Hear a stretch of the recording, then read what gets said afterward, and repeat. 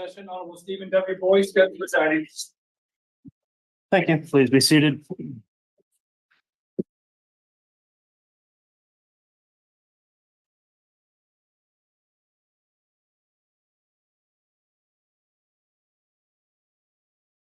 We have all 18? Yes. Okay. Okay, we're on the record again on case CR 22-21-1623, State of Idaho versus Chad Guy Daybell. We're continuing with evidence this morning.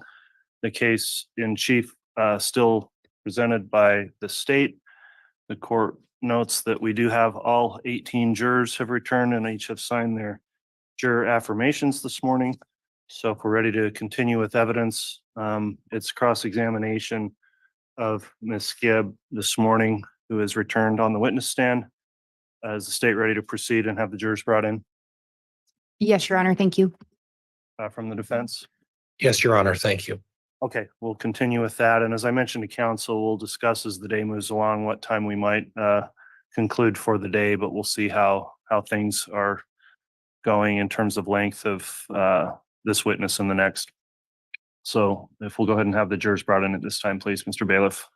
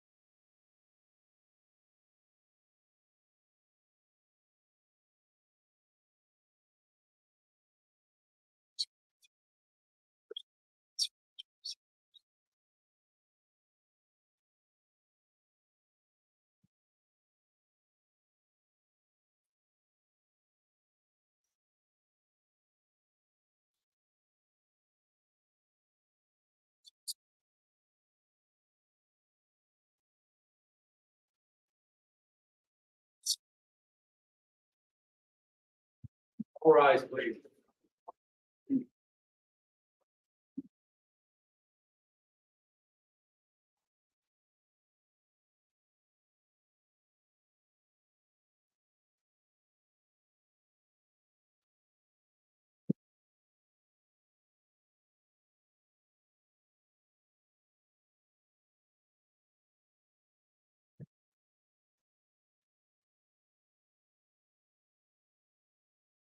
Your Honor, the jury is present and accounted for. All right, thank you, Mr. Bailiff. Please be seated.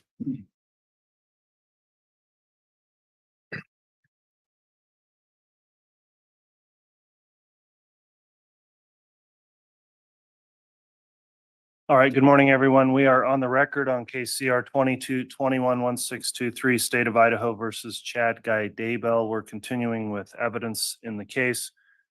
Ms. Gibb is on the stand, having been previously sworn yesterday. This is continuing cross-examination. The court notes the presence of all 18 jurors properly seated as well. And the court will also indicate that each of the jurors has completed their juror affirmation for the morning. So thank you all for following the court's continuing admonition and instruction in that regard. With that, if we're ready to continue with cross, you can go ahead and take the podium, Mr. Pryor, and we'll continue. Thank you, Your Honor. All right.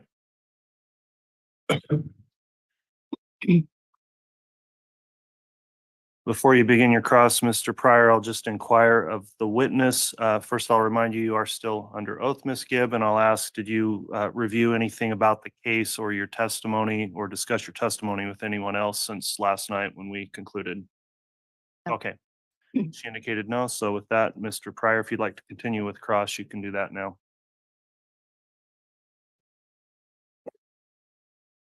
Ms. Gibb, I want to go over just a couple of preliminary matters if we could first to start there, if that's okay with you.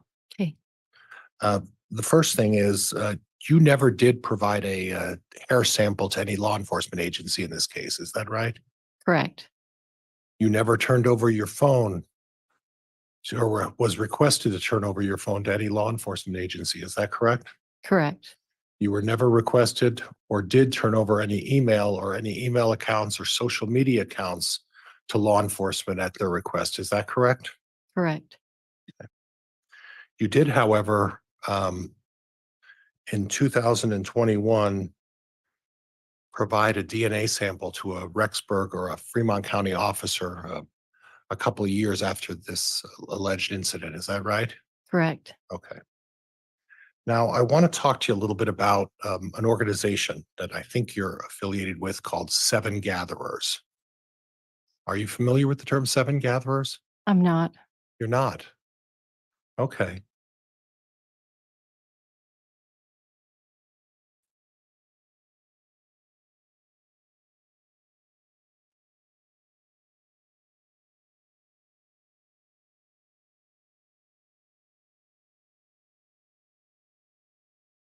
Initially, there was some discussion about Chad and Lori. Obviously, we're getting very close during the early parts of January and February of 2019. Is that correct? Yes. Okay. And at any time, did they talk about having a plan to spend their lives together? At some point they did. Do you recall when that was?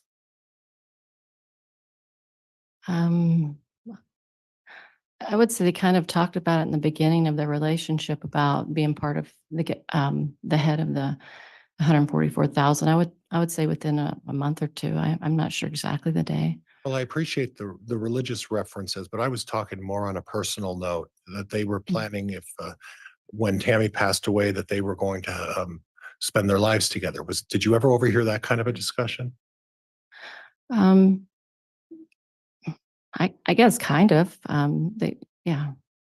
And on that note, we previously touched on the fact that Chad and a number of his speaking engagements prior to even knowing Lori Vallow spoke about his, and I want to use the right word, his premonitions, I guess, about Tammy not having a long life. Recall that? Yes. And you were present for at least a couple of those, correct? Correct. Okay. So it was also common knowledge that Chad had openly discussed the fact that he felt his wife was not going to live long well before he ever met Lori Vallow, right? Right. Okay. And in fact, you touched on that when you had one of your text message conversations with Prosecutor Wood. You had mentioned that, do you recall having that discussion? It's possible, but I don't recall it. Okay. Is it possible that you told him that Chad made it known to a lot of his close friends that he knew that Tammy wasn't going to live long? Yes. Okay. And we don't need to go into that. Okay.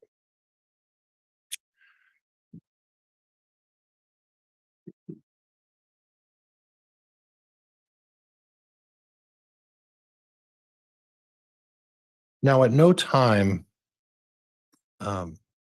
did Chad Daybell ever tell you that he intended to do harm to Tammy Daybell, did he? Correct. And in fact, at no time did Chad Daybell ever tell you that he intended to do harm to JJ Vallow or Tylee Ryan. Correct. Okay. So this plan that they had to spend their lives together would only have occurred if either Chad divorced Tammy Daybell or that if the premonition was accurate and Tammy had passed away, that they would be able to spend their lives together, right? Yes. Okay.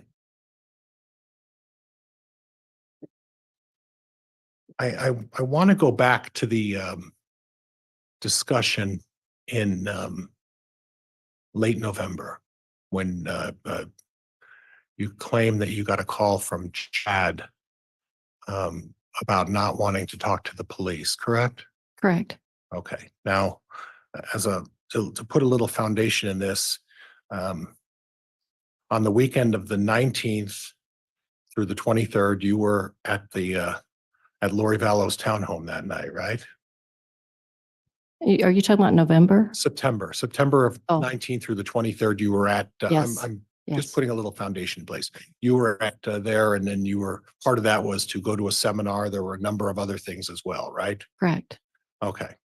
So in your eyes, that was the last time that you saw JJ Vallow alive, right? Correct. Okay. And did you later come to learn that the prosecutors in the state's allegations are that JJ was murdered at or around the time that you folks were there for that podcast? I wasn't aware of that. You've never become aware of that?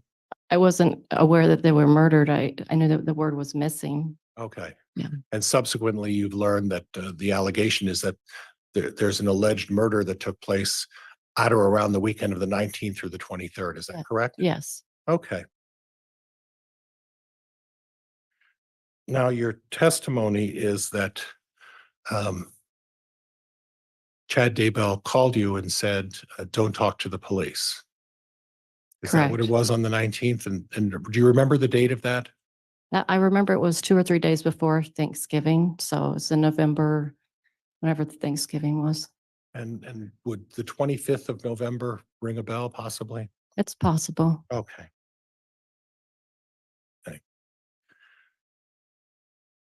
Now, prior to November 23rd, did you have any phone conversations with Lori Vallow giving you a warning that Chad was going to call you? No, Okay. But when Chad spoke with you at that time, he did tell you that Lori was going to get a hold of you afterwards, right? correct. Okay. Well, Miss Gibb, isn't it true that on November 25th of 2019, Chad Daybell contacted you and specifically asked you, where is JJ Vallow? And no, And yet, during that conversation, he told you that Lori was going to be contacting you, right? that's right. And then after that, did Lori contact you? She did. And what was the discussion, Miss Gibb? She told me that the police had come asking for JJ and that she had told them that I had JJ and that I needed to go to a movie called Frozen, take some pictures. Okay. Back. So your denial of the fact that Chad called you, you're denying the fact that Chad Daybell called you on the 25th, seeking out information as to where JJ Vallow is. You're denying that, right? Yes, Okay. But yet Lori Vallow calls you back Mhm. after Chad Daybell and says, I need you to cover for me and tell the police that you have JJ Vallow, correct? correct. Okay. But Mr. Daybell also during that conversation said, you're going to hear from Lori. Correct. Did Lori ever tell you, I told Chad that JJ was with you and go along with this story? I don't believe so. Okay, but you don't know for sure, do you? I can't remember. I can't recall all the words I said to Oh, her. okay. All right. Okay, fair enough. And then was it that day or was it the next day that the police officers called you? It was the same day. Okay. And at that point, you told them that you had JJ Vallow, didn't you? Not initially, but by the end of the day, yes. Okay. You basically told them during that day that you had possession of JJ Vallow. Is that right? I said I had him and then I didn't have him. Well, no, That's we're the going to go words I one at a used. time, Yeah. ma'am. Okay, At the first opportunity to have discussion with the police and discuss where JJ Vallow was, you told them you had JJ Vallow. correct. Okay. So I'm having some difficulty with the fact that Chad's trying to cover something up. And yet after a phone call from Lori discussing to tell them that you had JJ, you suddenly go along and say, yes, I had JJ Vallow. Order objection. This is a narrative. I'd ask to strike. Sustained. All right. And then at some point subsequent to that point, you decided to tell the police, well, I lied about this because I was having an emotional issue with how to deal with this, correct? Yes. Okay. And how long did it take you for you to have that emotional reflection to go back to the police and tell them, I'm not going along with this lie that Lori and I came up with? A few weeks. Objection, Your Honor, misstates the evidence. Well, it's already been answered by the witness. It's late, overruled. Okay. Couple of weeks it took you to decide that I better tell the police the truth, right? Right. Okay.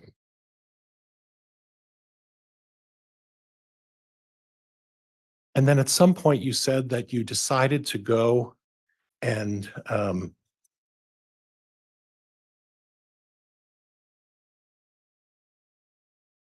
excuse me.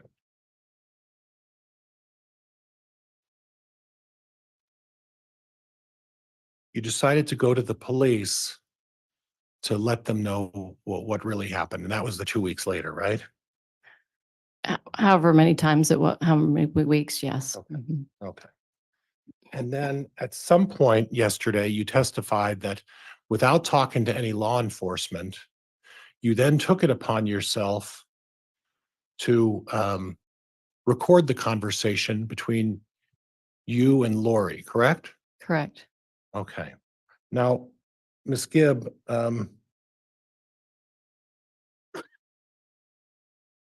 and that occurred on about the 8th of December of 2019. Does that sound correct?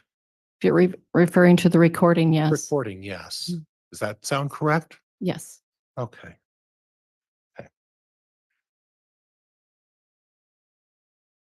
Do you recall having a call to Ray Hermosillo? Yes.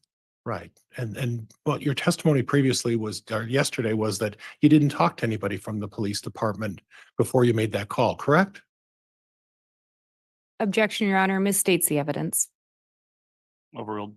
You testified that you did not call or talk to anybody with law enforcement prior to recording that call to Lori Vallow. Is that correct? Your Honor, again, I'm going to object. This misstates her testimony. I'll sustain that objection. Did you have any contact with law enforcement prior to making that recorded call to Chad and Lori? I wasn't aware of the dates, so I'm not sure exactly when those dates were. Oh, so are you saying you did talk to law enforcement? I did. Oh, prior to it, right?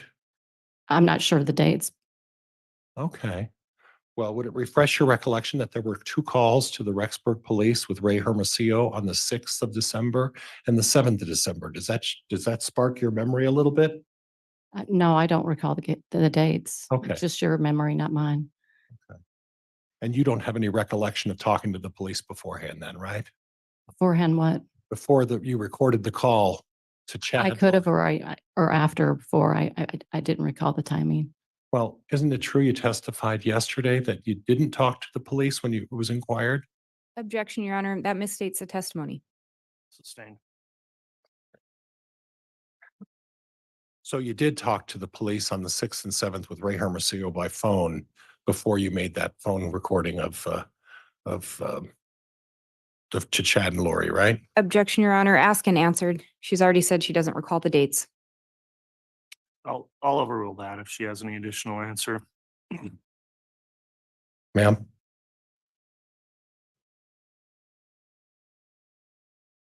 You want to repeat the question, Mr. Oh. Pryor? There was contact with law enforcement before you made that recording, right? There was contact. I don't recall the time. Okay. And you don't even recall the date, right? No. Okay. All right. Now, during that phone call, I touched on this yesterday a little bit. And Lori's comments on the phone call were, I had to move her somewhere else. You recall that? Sounds familiar, yes. I will do whatever the Lord needs me to do. Right. I love you so much. I know, and you said, I know you do, right? Correct. Okay. Now, I noticed during the phone call that the majority of the conversation was between you and Lori. Would you agree with that? Yes.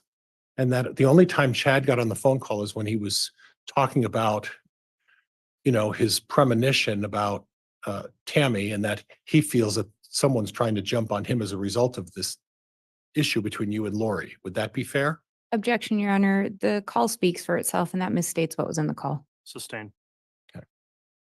But you would agree with me that Chad was really not a primary or significant portion of that call, correct? Yes. Okay. Now, one of the things I took note of during the phone call was that Lori made the comment, "You more than anyone else knows the truth," when she was talking to you. Do you Yeah. recall that? Yes.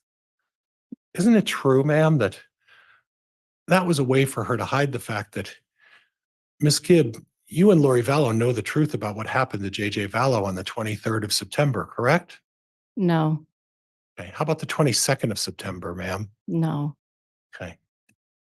Isn't it true that Lori was being very vague on that phone call because Chad was there and she didn't want Chad to know that you were going to talk about the murder of JJ Vallow?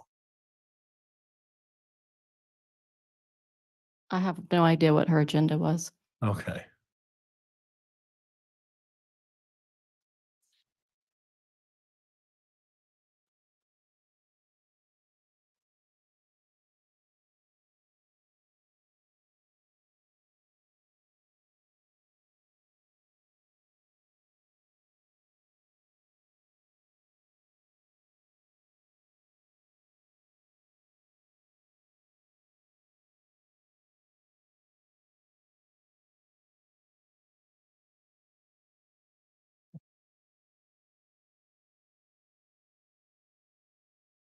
Now, ma'am, there's been some reference to names, people using different names, Chad, Lori, yourself, and the name James and Elena came up, right? Yes, You're familiar with that. yes, Are you also familiar with the fact that that was a novel that Chad was writing about his relationship with Lori Vallow? yes, Okay. So that all of that discussion about James and Elena was Chad using one of his personal experiences, maybe not a proper experience, but an experience about his relationship with Lori, and he assigned names to those two folks, correct? I wouldn't know his agenda. Okay. Now, you also had a nickname as well, right? Yes, Phoebe? yes, that sounds Okay. familiar. You went by Phoebe? It sounds familiar? Very occasionally, she would say that. Okay. Yes.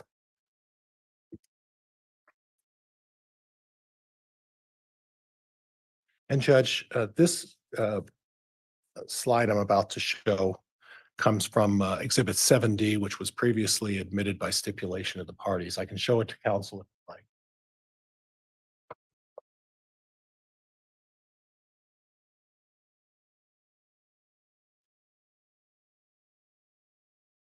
Talk about the Elmo, and I'll try to navigate through that if I can. We'll see how well we do there. Is this defense exhibit 70? It is Defense Exhibit 7, Judge, and Oh, subsection D. 7. Okay. 7, I'm sorry, 7.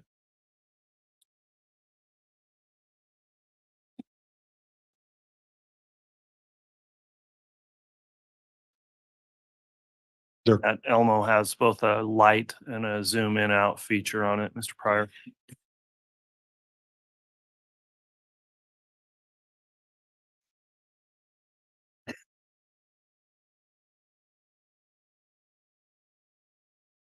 warming up, Judge.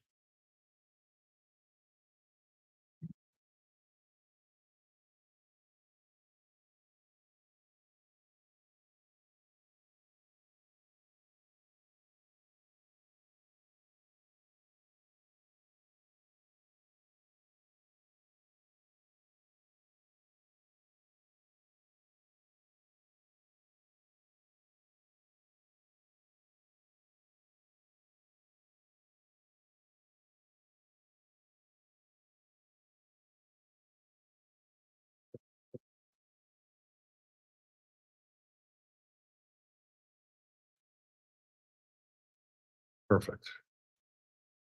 Can I have you stand here for me? Okay. So you previously discussed the fact that you never talked about dark portals or dark lives and things like that, correct? I didn't go around teaching them to people that I can recall. Okay, well, this is an email. I'll represent this as an email from Lori Vallow to you, and it says Phoebe. And then you responded with the email below, and I apologize for the print on there, but if you could read from thanks and go down to the bottom to me. Thanks. I love you so much. I'm going to teach you right now, teaching about discerning and shutting off dark portals. Now, I will represent to you that that was an email that was put together, and it was from you to Lori Vallow. Do you recall that? I don't recall that email. Okay. But in that email, you're talking about teaching people about dark portals. Correct? It sounds like she said she was going to teach me. Do we need to look at it again? Judge, could I approach the witness with the exhibit? If you've got a printed copy, you can have the bailiff take the exhibit to the witness.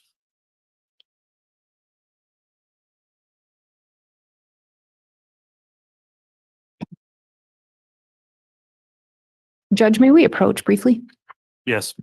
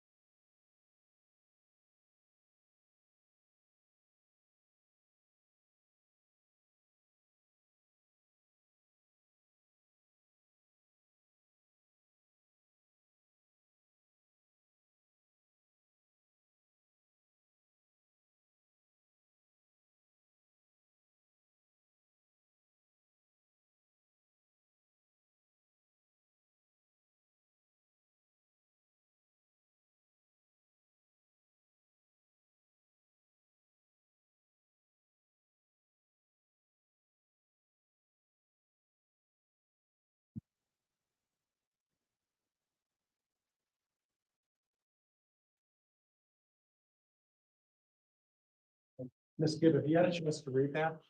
Yes. Mr. Bailiff, could I have that returned to me, please?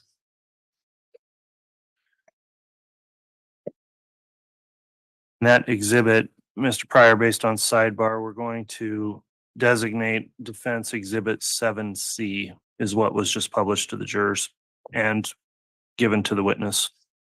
Now, Ms. Gibb, the date of this email from Lori Vallow to you was dated 7/25 of 2019. Okay. Okay.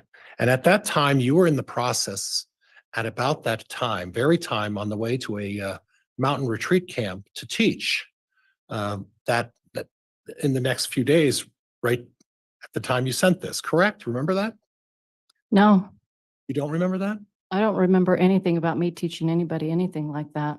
Okay. So you're denying the fact that you and Ms. Vallow had a conversation and you talked about teaching and shutting off dark spirits or dark portals, right?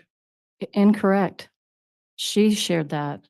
Oh, she shared that with you. No, that text says that she wanted to teach me. It had nothing to do with what I responded to that I can see from that text. Well, forgive me, but the text says, I'm going to teach right now. Teaching about discerning and shutting off dark spirits. So it's your contention then that you're not Phoebe, right? Well, I gather from that conversation that she was sharing that with me. Well, I gather from the conversation that you were sharing that with her. So we have a disagreement, don't we? Objection, Your Honor, argumentative. Sustained. So your position is you never talked or taught in any camp. Is that right, about dark portals? Is that what you're That's testifying to? correct. Okay.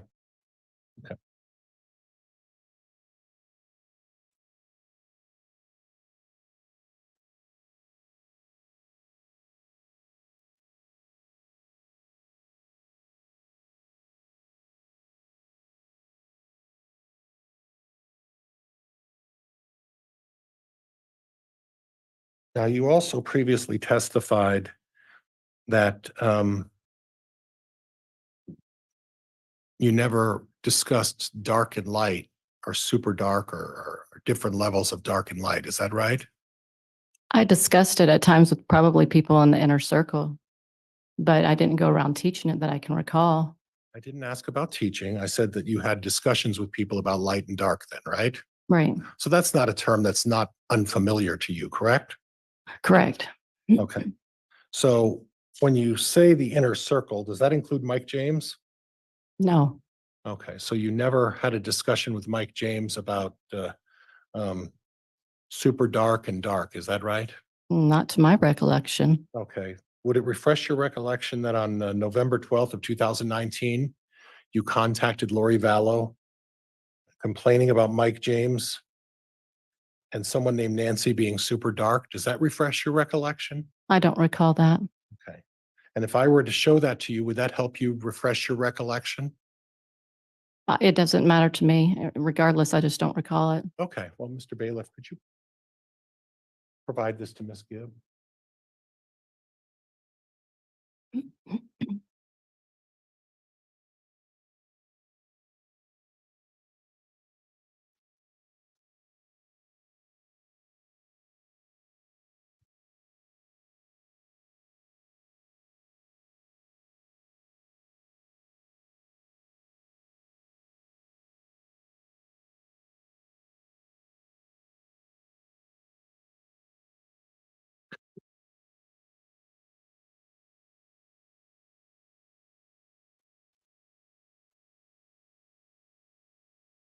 Ma'am, when you're done reading that, would you set that or give that back to the bailiff, please?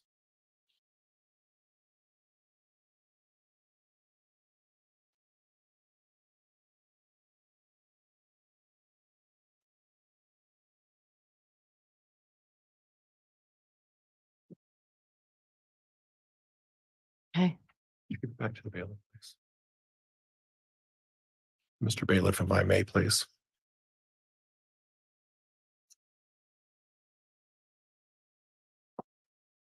So you saw this. Does this refresh your recollection, Ms. Gibb? No, It doesn't. I don't recall. Okay, well, do I need to show it to you again and ask you? I can read it and I see what it says. I just don't recall that text. Okay, so you don't recall talking about Mike James and asking for a favor and mentioning that someone named Nancy is super dark, but obviously there was that conversation, right? According to that text, but I don't recall that text. Okay. And talking about being violent and bad language. Yeah, I saw that. Okay. You're not denying that this text exists, are you? No, I just don't Okay. recall it. You just don't recall talking about super dark. So when you gave your testimony that you never really preached or talked about super dark or super light or anything like that, is that still accurate? I don't recall talking to people outside of the inner circle about that. Okay, well, that's Mike James, and you just told me Mike James is not in the inner circle. He's not. So that's somebody you were talking to Lori about, and it was based on a discussion about light and dark, right? Right. So you did talk outside your inner circle about this, didn't you? Incorrect. Incorrect? Well, Mike James isn't in your inner circle. No. Mike James is unloading on me and says Nancy is super dark. So are you suggesting that, oh, it was just Mike James saying the super dark and you were just listening? Is that what you're saying? I don't recall how I felt at that time or what he was saying context. I just have no memory of that. I'm sorry. Okay, and then your lack of memory is, Objection, Your Honor. Argumentative. These have been asked and answered, and this is a narrative. This last question was not a question. It was argumentative. It's sustained. Judge, and I think I'm going to move on. Okay. Sure. You mentioned about castings, Right. and it's your testimony that prior to meeting Lori Vallow, you never engaged in castings. Is that right? Right. Okay. But then when you met Lori Vallow, you started the process of engaging in castings. Correct. And you mentioned that as part of castings, physical violence to anyone was never part of the solution there, right? Correct. The solution was to engage in castings and pray to have evil spirits leave the body of the people you believe are possessed. Correct. Death was never in the equation for castings. Is that right? I guess they eventually said that they would pass on if the evil spirits would leave. So is that something that's consistent with your LDS faith? No. But you engaged in that conduct, right? Correct. Okay. Did anybody force you to engage in that conduct? No. Okay. I'm going to switch gears a little bit. We previously talked about you going to Hawaii to visit Lori in 2019. Okay. Did Lori pay for your flight on that trip? I don't think so. I don't recall. Don't recall, right? Okay. But Tylee was not there. That would you recall? Not when I was there. There were occasions when Lori would pay for people's flights. Do you recall that ever occurring? I don't know. Okay. Do you ever have a discussion with Lori about paying for Chad's flight to speak in Arizona? Doesn't sound familiar. Okay.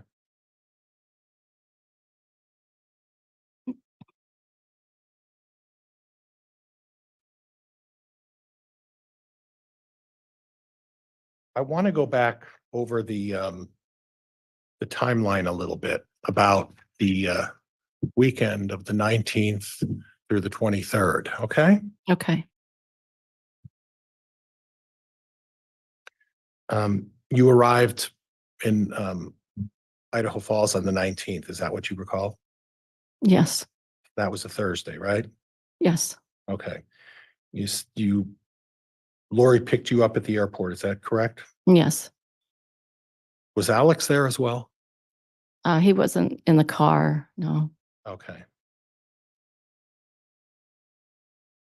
You also, on that Thursday, in a previous interview with law enforcement, mentioned that you went to a restaurant immediately upon arriving in Idaho Falls on that Thursday.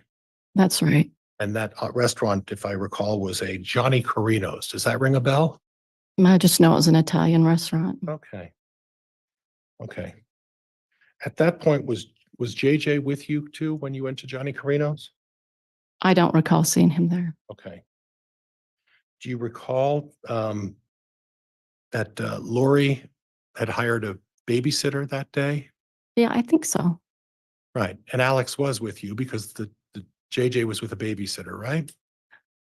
I believe he met us at the restaurant. Okay. Okay. Okay.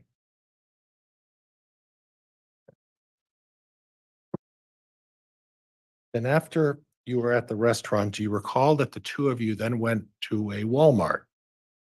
Mhm. I don't recall. Okay. It's possible you went to a Walmart afterwards, right? It's possible. Okay. And then you, after going to Johnny Carino's and going to the Walmart, it was relatively late that night, correct? I feel like it was in the afternoon. Okay. Is that what you recall? Yes. Okay. But then is it your testimony that the remainder of the day you and Lori spent time together, you didn't see Chad, correct? I don't recall if Chad came over or not. I just know I was with her. And that was Thursday, we're correct? Yes. Okay, so then we move on to Friday. Do you recall going to a place called the Gravity Factory on It's Friday? some jump place. I think that's Yeah. what that was, Yeah, I right? do recall going there. Talked about that with law enforcement, right? Yes, I think you called it like a jump house or something like that. like that. Do you remember about what time you folks went to the jump house on Friday? Well, I'm not sure it was Friday, but it was daylight outside. Okay. Well, we know that it wasn't Thursday because we already discussed Thursday, correct? I can't say if it was or wasn't. It could, we could have done it on Thursday. You could have. Yeah, I don't recall when we actually went. Okay. So you recall telling law enforcement in an interview that on Friday you went to the jump house or to the Gravity Factory? Do you recall telling law enforcement? I don't recall the date I shared with them. Okay. And you don't recall what time you went to the Gravity House or the jump house, right? Correct. Okay. Okay. On the Friday morning, do you recall going anywhere Friday morning? I just know specific things we did. I just can't always recall exactly what day it was. And then do you recall that after you had spent amount of time before we get there, the jump house, that wasn't for you and Lori, right? Correct. That was for JJ? Correct. Okay. And you don't recall the number of hours you spent at the jump house, do you? I would say it was maybe around 2 hours. Okay. And my recollection is that was in Idaho Falls, correct? I don't know where it was. Oh, you don't remember? I don't. Okay. And then after the jump house, you and Lori and JJ oh, by the way, was Alex there too at the jump house with you guys? I remember he came and went. He brought some pizza, I believe. Well, you guys went out for pizza, didn't you? Yes, we did. Yeah. You didn't bring pizza, I feel like he brought something in. That's just my memory. right? Yeah. What happened is you went to the jump house and then, isn't it true, you afterwards Alex came by and then all of you went out to have a bite to eat for dinner at a pizza place, correct? I don't recall what day it was, but we did go out for pizza one night. And then after you went out for pizza, you went back to the townhome, correct?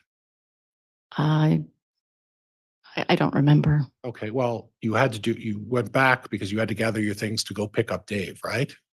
I didn't have to pick up Dave. Well, who picked up Dave? No one. He drove in? Yes. I was under the impression Dave flew in. No. Okay. That Dave flew in, that's not correct? That's not correct. Okay. And then on Friday evening, the folks in the townhouse that evening were you and Dave, Correct. your boyfriend at the time, Lori and Alex, Yes. and JJ. And JJ. And I think Chad was there too. Oh, how long was Chad there? I don't recall. Okay. Is it possible that Chad wasn't there? It's possible. Okay. And then do you recall if Alex and your boyfriend at the time were playing Guitar Hero on a video game? They were playing. I remember watching it.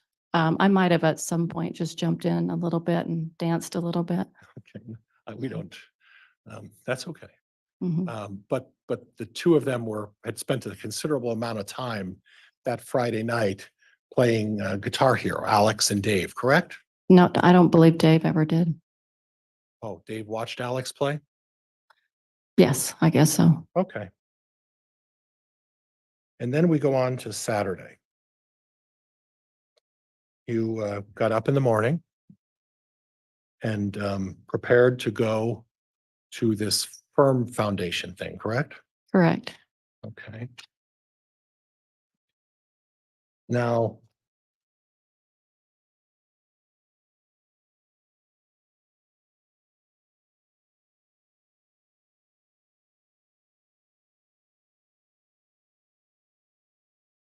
Do you remember in one of your text messages to Prosecutor Wood that you mentioned that you were there at the Firm Foundation for about 10 hours taking pictures? Do you recall talking to Prosecutor Wood about that?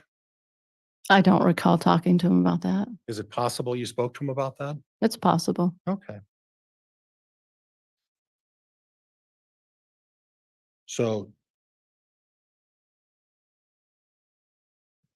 you were at the Firm Foundation and you said you were there for about 10 hours, correct? I think I was. I just don't remember. Okay. And do you recall that it was rather late at night on Saturday when you got done with the Firm Foundation? correct? Yes, yes. And you didn't see Chad that night either, did you? I don't recall seeing him. Okay, right. So then we go on to Sunday.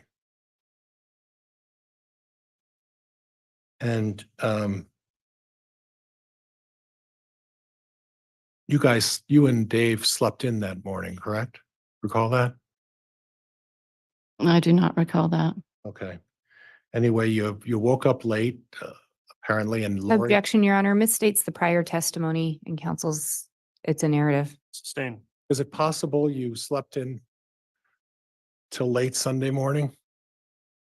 No, It's not possible? I don't sleep in. Okay, thank you.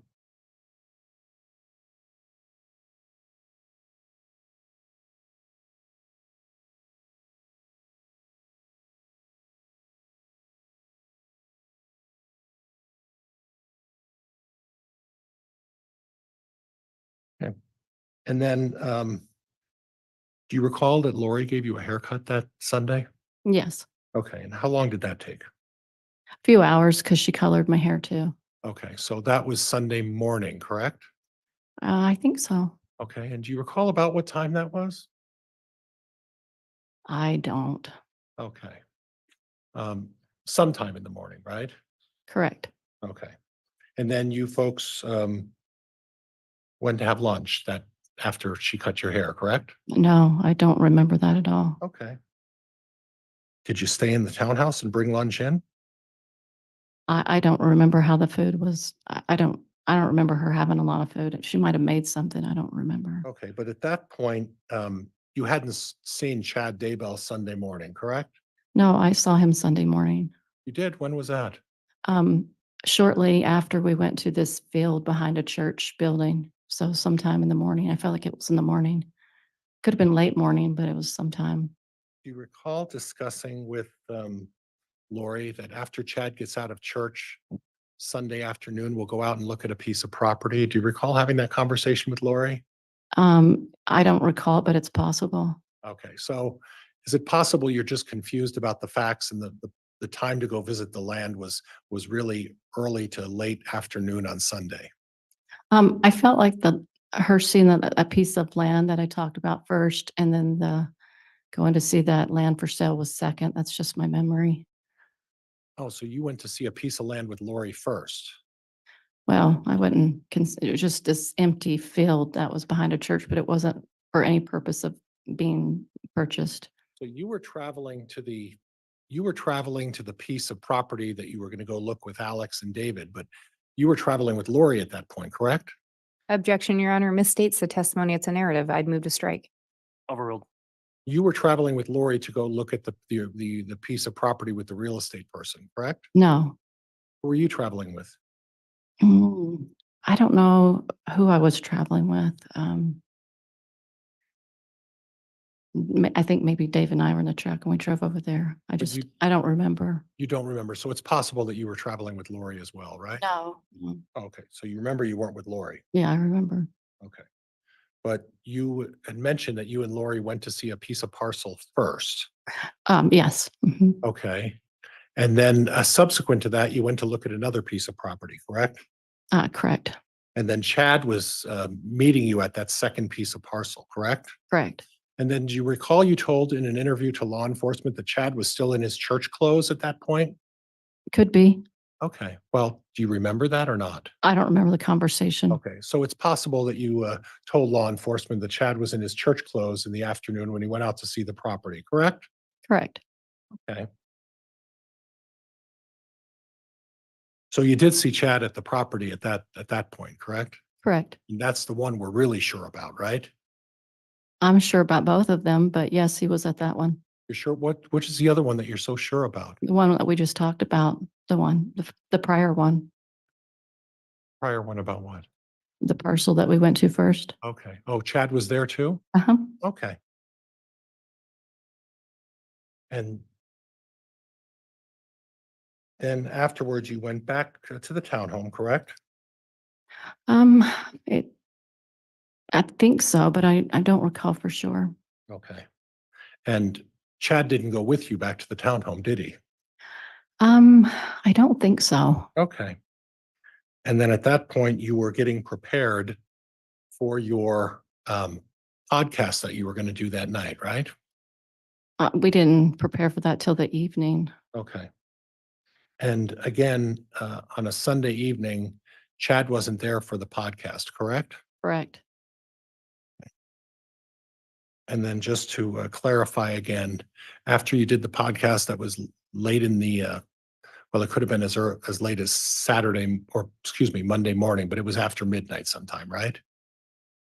I'm not sure if it was after midnight. I just know it was around that time. Okay. And then and then we'll move on to Monday. On Monday, you departed Mhm. and left to go back home. Is that correct? No. What did you do on Monday? Dave and I drove to Pocatello to see his son. Okay. And you left at about 9:30. That sounds about right. Isn't it true that you and Alex and Dave drove by Chad's property Monday morning? No. Okay. Judge, I have nothing else. Thank you. All right, thank you, Mr. Pryor.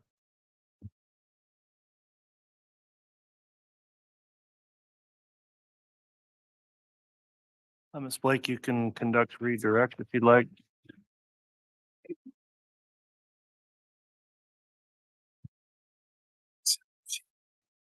No, that's already up there. But it has to be. It's going to be put in. Yeah. I like it. Same.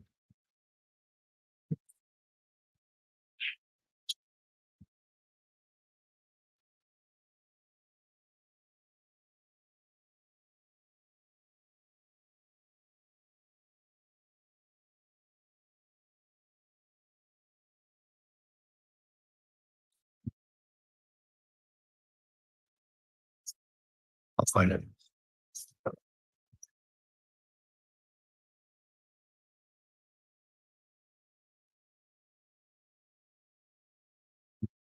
Mr. Bailey.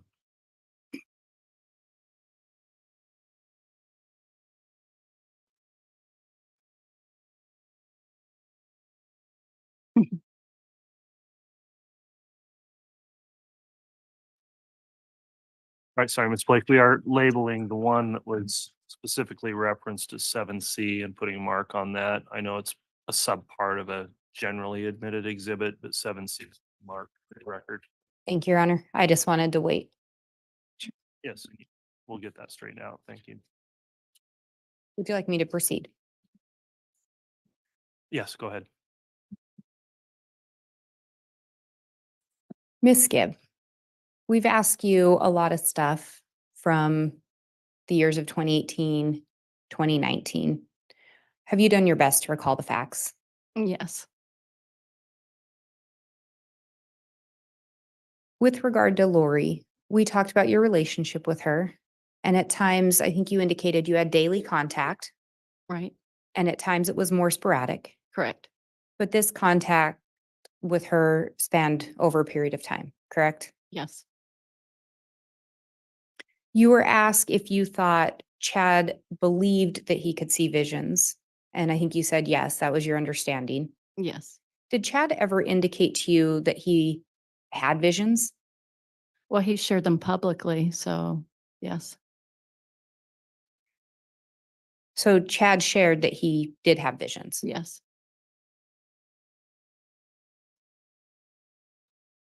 You were asked yesterday about the term vibration. Yes, Did Chad and Lori ever use the term vibration? yes.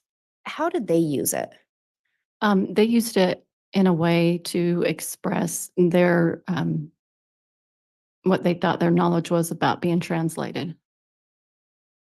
And when we talk about that, did your level in translation equate with the vibration number?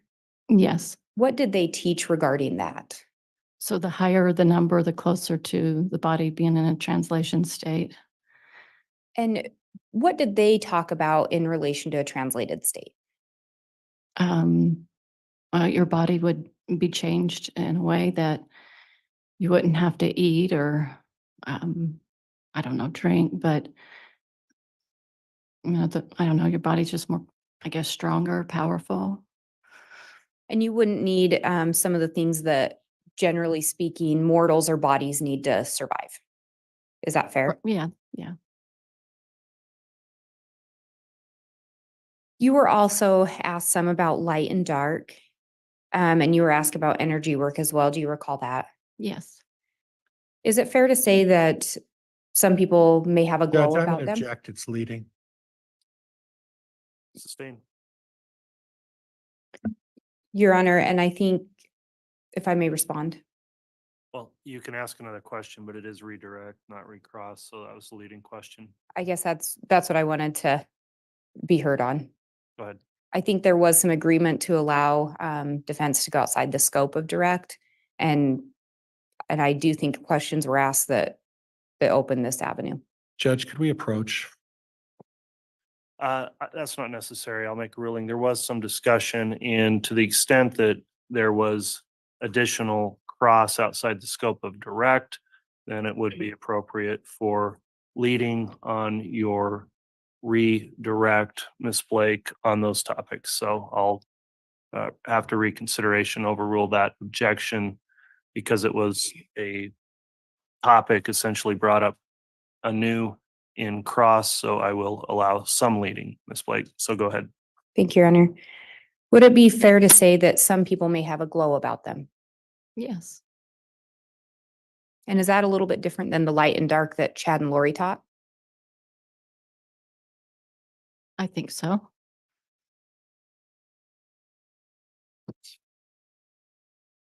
You were asked about your communication with the prosecutors. Yes, And you acknowledge you had communication with the prosecutors. that's right. Did anything about that communication alter your memory of the events? I'm not sure what you're saying. Sorry, did it change what you recall from the events with Chad and Lori, your communication with the prosecutors? Well, no.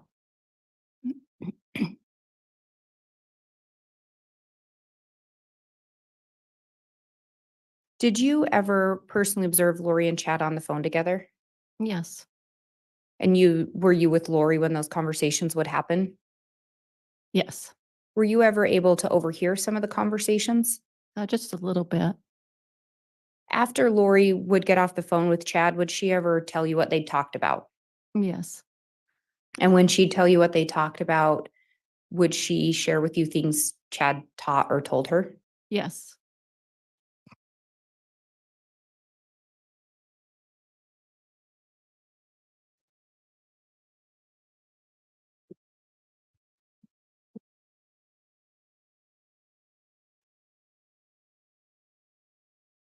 And you were asked about in these, whether or not Chad had ever indicated to you that he intended to physically harm Tammy. And I think you said he'd never indicated that. that's right. And you also said he never indicated a specific intention to harm Lori's kids. Is that correct? Yes. Who was it that would label someone dark or a zombie again? Chad. And and once someone was labeled a zombie or dark, what was going to happen to their body? As Um, Chad and Lori taught it. If they could cast the evil spirit out, the body would naturally die. So if someone was dark or a zombie, they were going to die. Yes. Well, maybe. I mean, not everybody. They knew. But that was the teaching. If the casting was successful, the body would die. Right, right.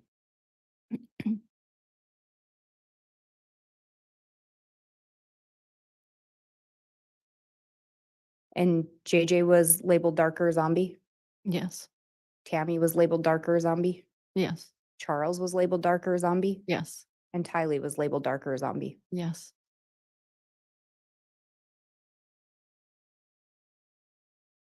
You were asked about that phone call, the recording from December 8th of 2019. Yes, And to be clear, did law enforcement ask you to record that? never. Do you recall hearing Chad on there telling you that you may be in danger? Yes, As Lori talked, did Chad ever jump in and correct her? That you recall? say that again.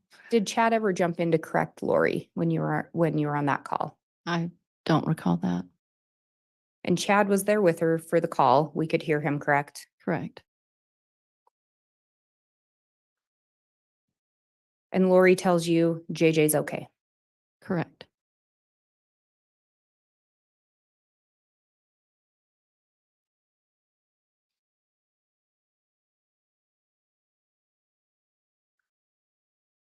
You were also asked about when Chad called you around Thanksgiving. Do you Yes. recall that call in 2019? Yes. And do you recall what Chad told you or asked you to do at that time? He asked me not to pick up the phone when the police would call.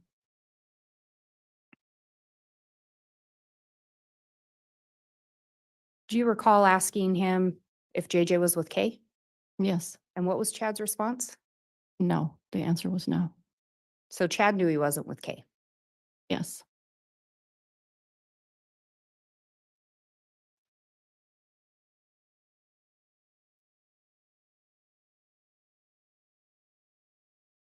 When that phone call was placed to you by Chad, did you know JJ was missing at that time?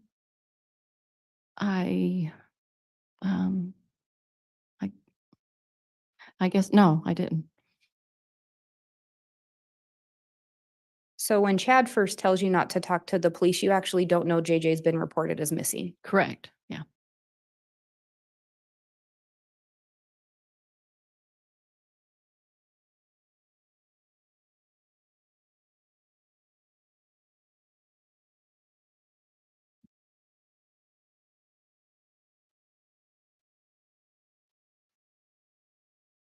I have no further questions.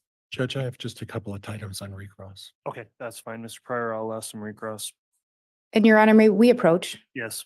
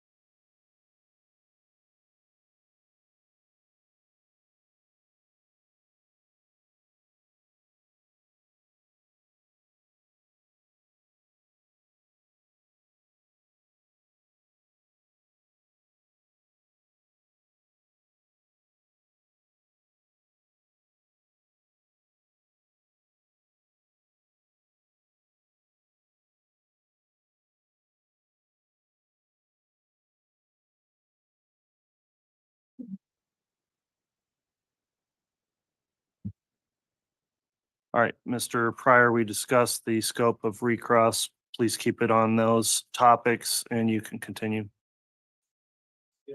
With the microphone, Mr. Pryor, please. Judge. Ms. Gibb, you talked about the fact that you participated in castings, correct? Correct. Okay. And as part of your participation in castings, you knew the intent of what a casting was used for was to rid the body of evil spirits, correct? Correct. But then you just testified with the prosecuting attorney that you also knew that at successful completion of the casting, the human body would die. So you knew that when you were doing this castings, that apparently you were ending the life of a human body. Isn't that correct? I had no idea what really the result would be. Oh, That was okay. the theory. Okay. But you just said that the purpose of castings was when the prosecutor asked you about that it would end the life of a human body, correct? Objection, Your Honor, misstates the testimony, misstates the prior question from the state. Sustain. All right, that concludes the recross then. That will conclude the testimony of Ms. Gibb. I believe she's under subpoena from the defense also, but I don't know that there's nothing covered that where I allowed the extended scope of cross.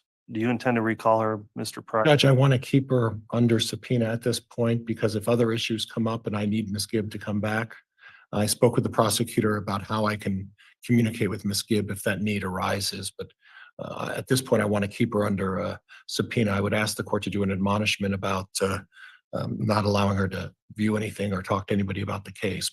But at this point, the final decision has not been made. And I explained that to the prosecutor, but in the event something comes up that I need to revisit, that I need to have that opportunity. Very well. Ms. Gibb, that concludes your testimony for now. You may be recalled. Because you may be recalled and are under subpoena from the defense, I'll request and admonish you, not request, but you're admonished not to watch further trial proceedings that may be available on the live stream or to follow the case in any way until such time as you're released from the subpoena. Okay. All right. Thank Judge, you. could I also inquire that Ms. Gibb be advised about discussing her testimony or testimony with anybody else? That's part of the admonishment. So You, Judge. that will conclude the testimony of Ms. Gibb. We're going to take a mid-morning recess and discuss scheduling as well as take up one issue outside the presence of the jurors. So at this time, we will break for our mid-morning recess and rise for the jurors, and I'll have counsel stay while we address that issue. All rise.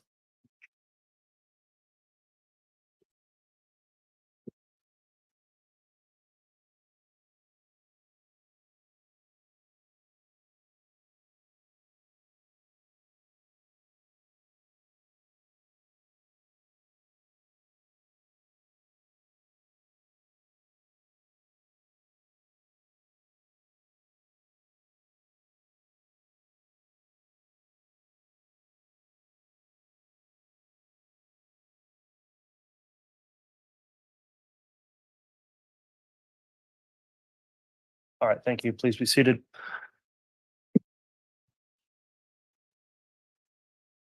You can go ahead and sit down.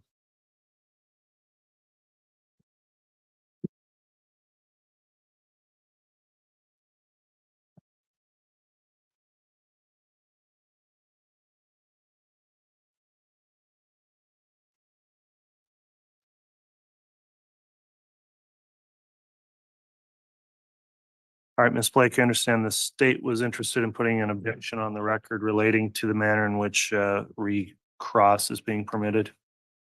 Yes, Your Honor. We had asked to approach in a sidebar about that. At this juncture, Mr. Pryor has been allowed to do a recross on almost every one of the state's witnesses, and I think it's extending beyond any new matters that may come up. So we're just objecting to the generality of him getting to recross and would request that it be limited to only if a new issue arises. So that we don't end up in a situation where then the state asks to do another redirect and go down that. And if I could respond, Judge Mead. You may. And quite frankly, Judge, it's not the prosecutor's prerogative, or is it their decision to decide when I get a recross? That's the judge's decision to make. So I don't know where Ms. Gibbs thinks she has the authority or the ability to say when. Ms. Blake. Ms. Miss Blake is what I said, Judge, I think. I did say Miss Blake, did I not? Said Ms. Gibbs. Miss Gibbs, I apologize. Go ahead. Miss Blake has the ability to dictate when this court makes its own independent decision, when I'm permitted to have recross. All right, well, evidentiary rulings and the way witnesses are examined are subject to rules as well as the court's discretion. Certainly, the state can lodge an objection, and I'll pay attention to that. There is limitations on what is supposed to be allowed in the scope of redirect or recross. Part of the reason the court has been pretty liberal in allowing that is sort of a, I understood, standing agreement between the parties that with certain witnesses, instead of calling them twice, once in the defense or in the state's case, again in the defense case, for efficiency purposes, getting them on the stand once.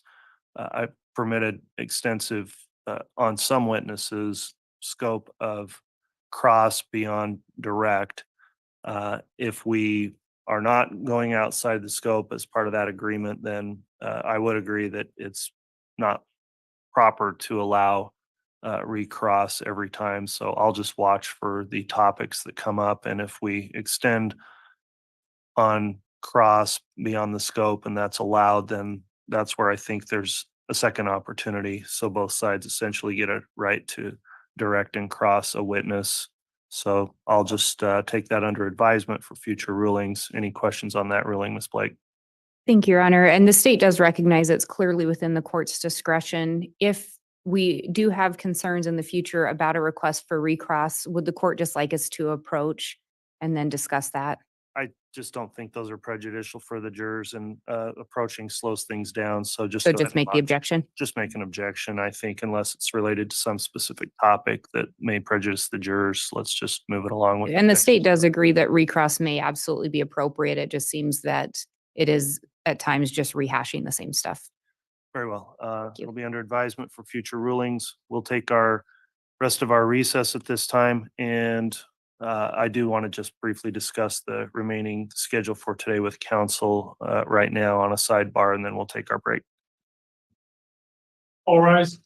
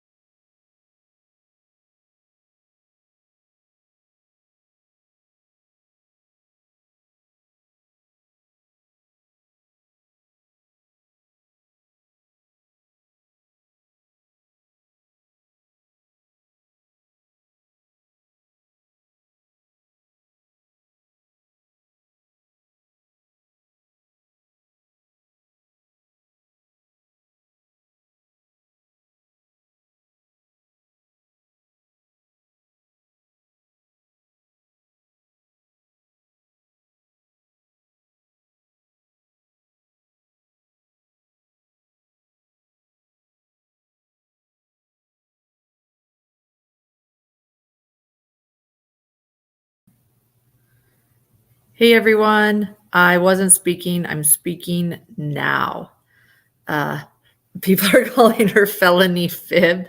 I'm sorry. I was kind of being immature in chat, but I couldn't get over the fact that her name, her past life name was Phoebe, and it sounds like Fibby. I mean, you can't make this up. We heard a lot. We went from Walmart to a jumping trampoline place to Guitar Hero to the horrendous death of children. I will never, ever, ever understand this group. Ever. Ever. So thank you for being here with us while we seek justice. So I am getting intel from court. This is what I'm hearing as far as what the jury is doing. So here we go. The jury is taking a lot more notes on the redirect than with prior. So in other words, and let me just explain that too in what we just covered. So usually in a court case, there's the direct, meaning it's the prosecution's turn to bring their witnesses, and this is the prosecution's witness, which is Melanie Gibb, and they have the direct. Then prior is allowed to cross-examine the witness, so it's called the cross. That typically sort of ends it. Do people hear me or not? Someone just asked if I was speaking. I hope so. I can't hear myself, so I just assume. Then after the cross, there has been some redirect and some recross. And as a few people pointed out in the chat, that's rare. That's uncommon. Well, they addressed it after the jury left today, and Judge Boyce explained, look, if the cross goes beyond the scope of what the direct was, then they get a redirect and they get a recross. And that's what he was saying, and it is up to the judge. So I hope that explains. So the direct is when the witness comes on for the first time. That started yesterday. The cross examination is from John Pryor right now, because she is the prosecution's witness. Then we have a redirect and a recross because, and I think why, is that Pryor continues to set some additional narratives that the prosecution rightfully gets to address. And that's what they're doing. John Pryor is very, very good at setting some new narrating or setting the stage with some new stories when he asks questions. He actually will make a lot of statements rather than asking these direct questions. And I think that's where going beyond the scope comes from. I'm not even chastising Pryor by saying that. He's a defense attorney, and I do think it's strategy, especially when you have Phoebe on the stand, and she's saying, I don't recall, I don't know, possibly. Pryor doesn't have a lot of options, but to sort of say, well, this is what I've heard. I find the questioning or narrating from Pryor very telling, because he's clearly been Chad's attorney for years. And so I assume that what he is saying is what he's heard from Chad.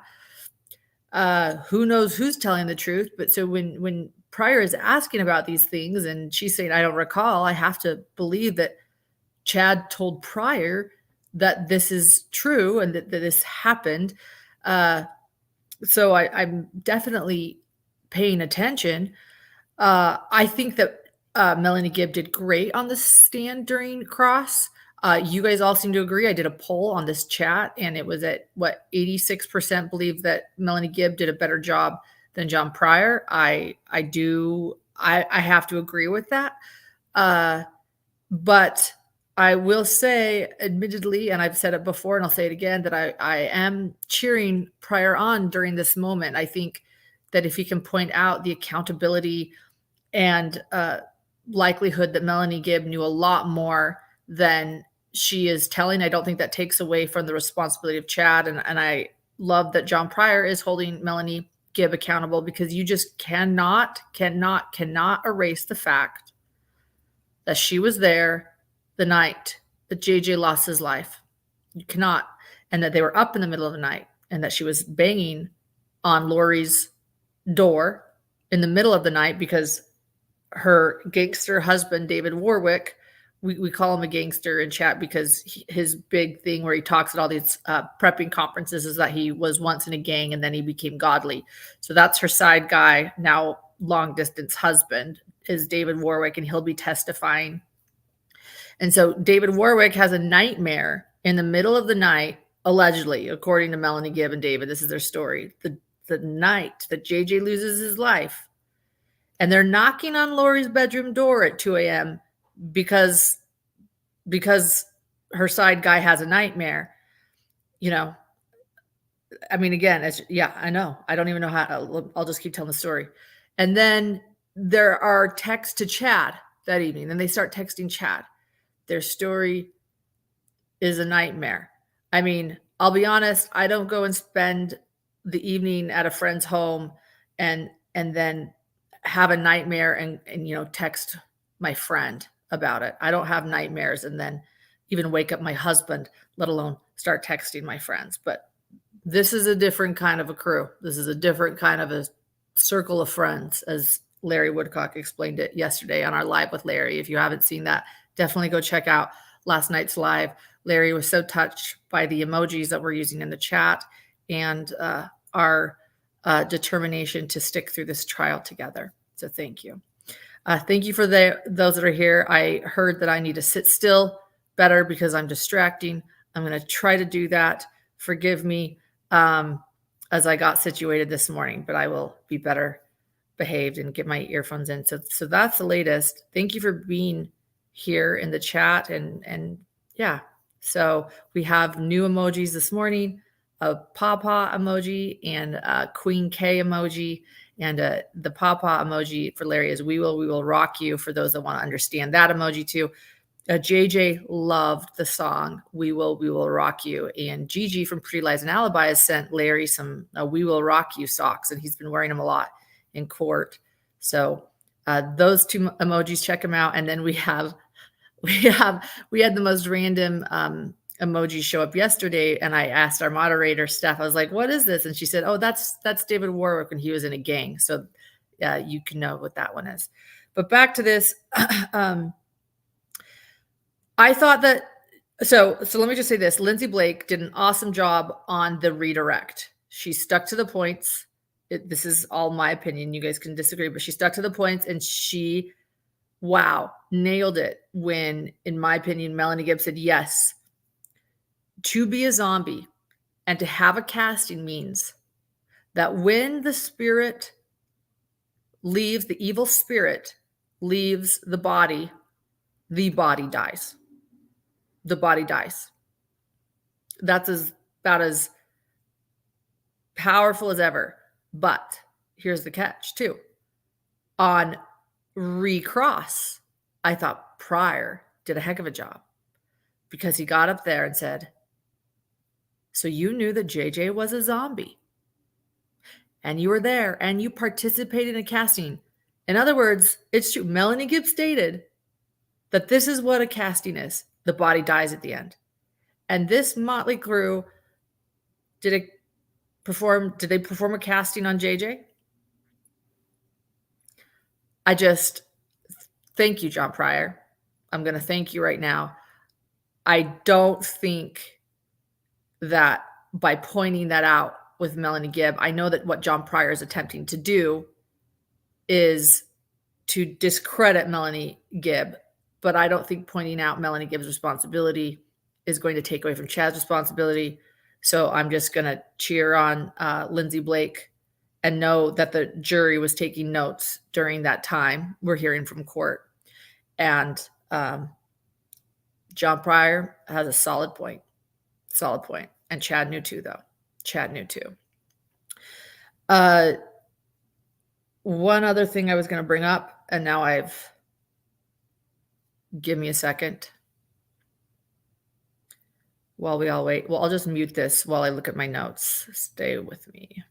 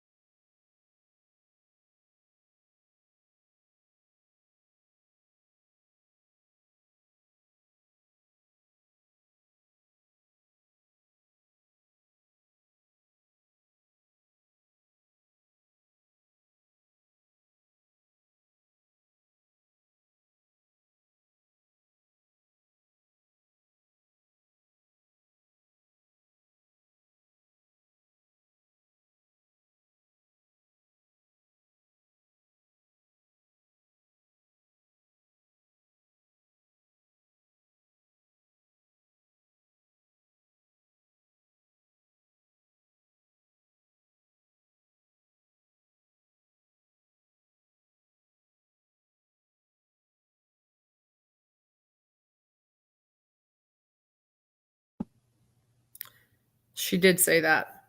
Thanks, Deborah. Melanie Gibb said on the redirect that on the direct, excuse me, that she did not do castings on JJ Tylee or Tammy. She did. But I will say there are some interesting police interviews. For those that are interested in that, with Melanie Gibb, we actually talk about some of her police interviews. I have notes. In fact, I'm going to put you on mute and I'm going to look at my notes on her police interviews and see what she said about castings. I have them right here. Stay with me.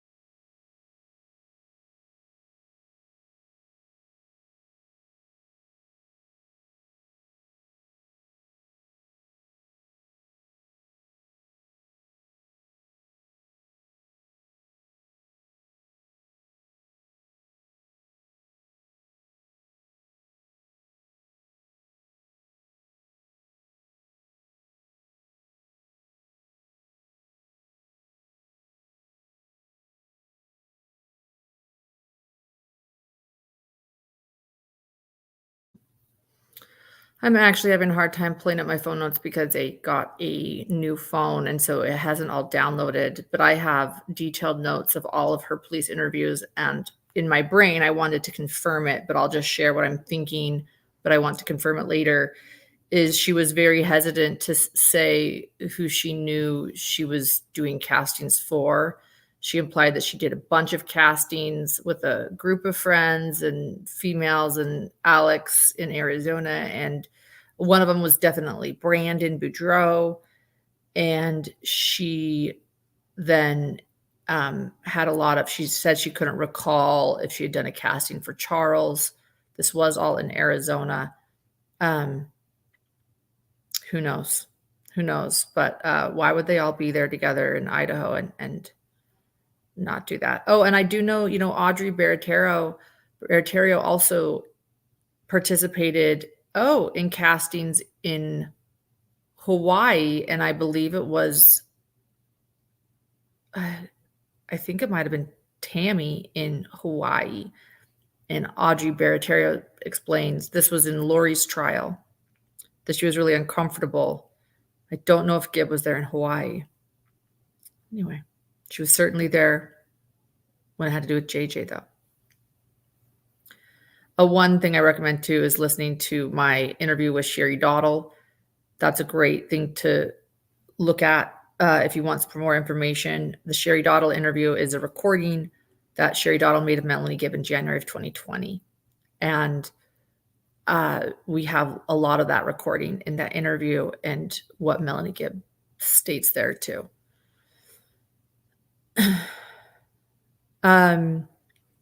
For those that want to know, Dr. John Matthias is my husband and co-host, forensic criminal psychologist.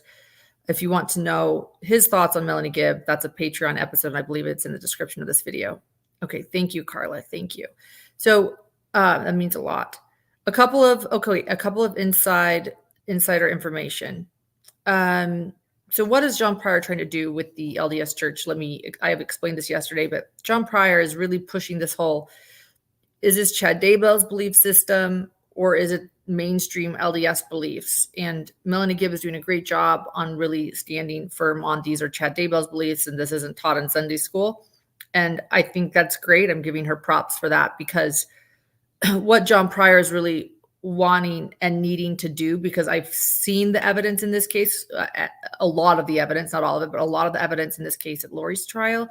And there's so much evidence in sort of implying that Chad Daybell was creating this belief system, which would make him guilty of conspiring and causing these deaths. So if John Pryor can prove that the LDS church teaches these things and Chad is merely just getting this information from mainstream beliefs, that sort of lessens Chad's guilt. I definitely think that's what John Pryor is trying to do. And I do know that there were some church books exchanged between John Pryor and Chad Daybell yesterday. John Pryor is not LDS. Chad Daybell was. He's now an excommunicated member of the church. But I would only assume that Chad Daybell is the one relaying these books to John Pryor or teaching John Pryor, because he doesn't have any information. So let me share with you what books were exchanged. It was Melanie Gibb's book that was given to so just so you know, this is what I heard from someone in court. It was right at the end of afternoon recess that this happened. Right at the end of afternoon recess, John Pryor handed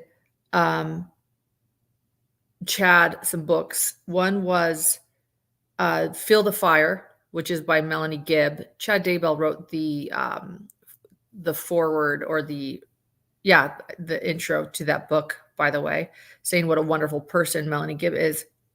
And then the other book was No Unhallowed Hand. It's a very thick book, and that is actually published by the Church of Jesus Christ of Latter-day Saints. No Unhallowed Hand. It is a quote by Joseph Smith. No unhallowed hand can stop this work from progressing, meaning that the church will reach the entire world. Thank you, Lady Brat Face. I like your name too. That's a good question. Will someone testify that Chad got himself excommunicated? I don't know. So this book talks about the history of the church. I think it's in the missionary library. That's sort of the No Unhallowed Hand quote by Joseph Smith is a missionary type quote, because it talks about the church being spread across the world. That's a book that had a sticky note in the book when handed to Chad. They're clearly pointing something out. We also did a live with a LDS historian talking about the differences between the LDS church's beliefs, differences or similarities, and Chad Daybell's beliefs. And she wrote a large book about the Mountain Meadow Massacre, a crime in the history of the LDS faith. And that is part of that book. So I just find it interesting that also that book talks about Mountain Meadows Massacre.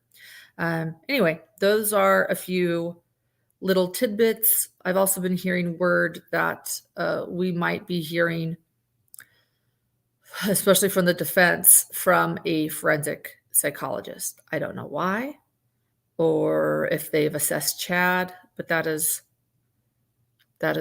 word on the street. Let me check. Anything else? I'll put you guys on mute now.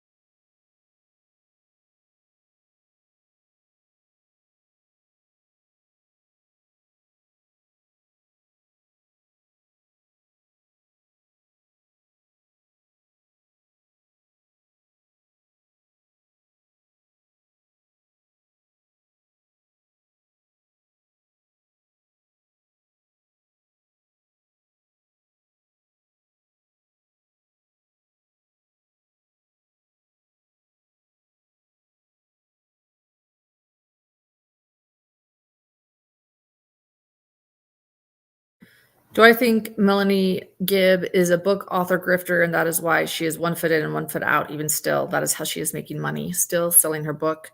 I don't know if she's actively making a lot of money on this book, but I think she's definitely involved in these conferences. So this Firm Expo conference and the Preparing the People conferences, which are, I would call them extreme LDS visionary prepper conferences. I did attend a Firm Expo conference. Check it out. That's what Melanie Gibb refers to, that she attended that weekend before JJ died, was murdered.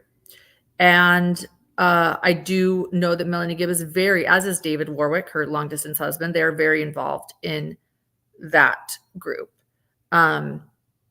So I also know that David Warwick continues his preaching and speaking of what I consider extreme religious beliefs. So yeah, I would say that when it comes to these very, very literal religious beliefs, she's a firm believer, and maybe that's why she is 1 foot in and 1 foot out even still. And I think she, yeah.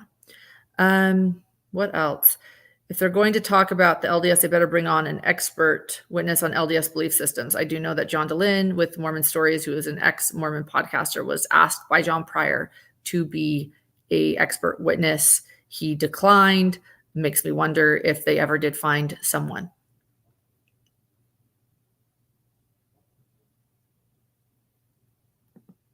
You are welcome, Robin.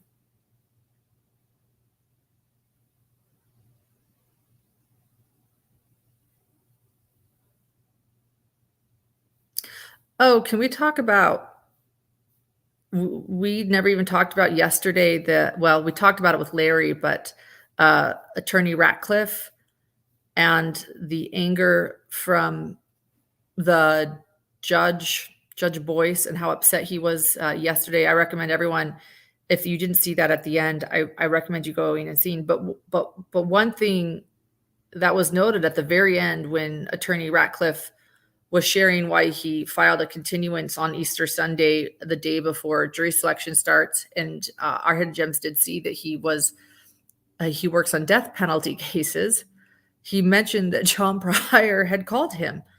And, John Pryor, if you go look at his body language, was turned around at the gallery. And I heard from people that he was looking at that gallery kind of like, oh my gosh. And so I went back and I rewatched it late last night.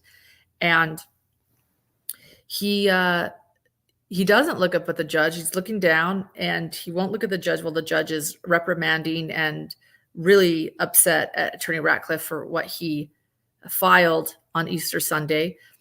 But one noted thing is that Attorney Ratcliffe stated, I was contacted by John Pryor, and he helps in death penalty cases. So I don't know the connection there, but I just want to point that out when it comes to Attorney Ratcliffe and people asking questions.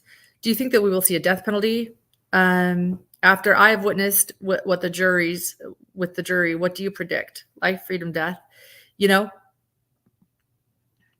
Gosh, I hate to predict because I'm not a juror, and I definitely have biases and emotions in this case. But I would not be surprised if a guilty verdict is found, that they then decide the death penalty. It wouldn't surprise me. Maybe that was me escaping the question, but that's how I feel. If we see a guilty verdict, it would not be shocking to then see the death penalty. And so Judge Boyce is absolutely correct that this is capital murder case, and it's not a time to be flippant about motions or things in the courtroom. And he has, as we all know from yours truly, been very firm in court conduct, and it has been a much tighter run courtroom than it was in Lori's this time around.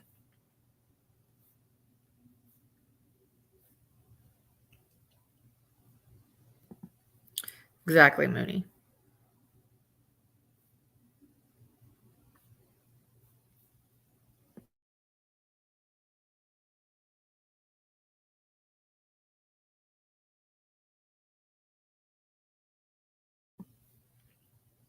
Yes, Mom Stories is doing an episode about all of this tonight. So if anyone wants some context, I highly recommend.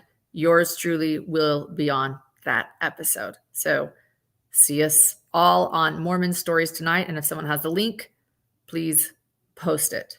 So I am going to join John DeLynn, the man who was asked to be a witness, expert witness by John Pryor.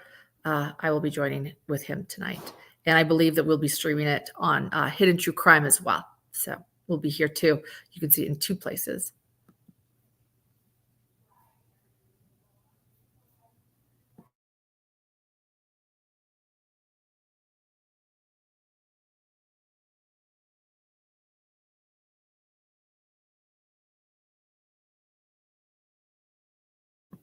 John Pryor is not LDS.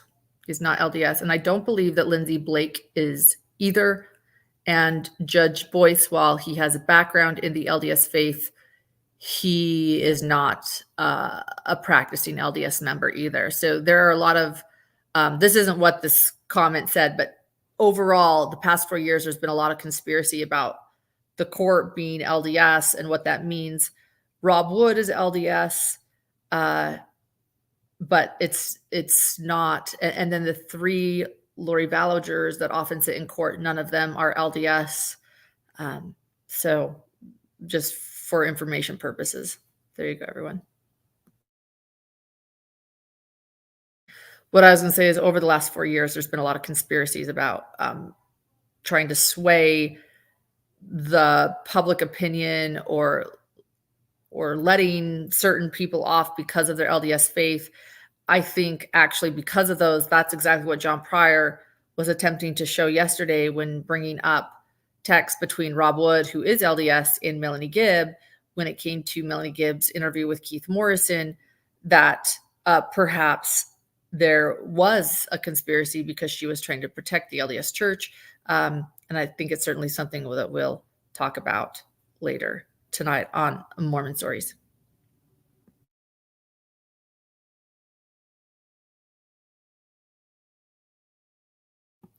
I also think John Pryor is trying to make it a point to the jurors that he is not LDS. He started doing that the first day when he brought up, look, I don't know about this. You guys tell me. He's definitely tried to imply without saying it directly that he is not LDS. Yay, Terry, thank you for becoming a new member.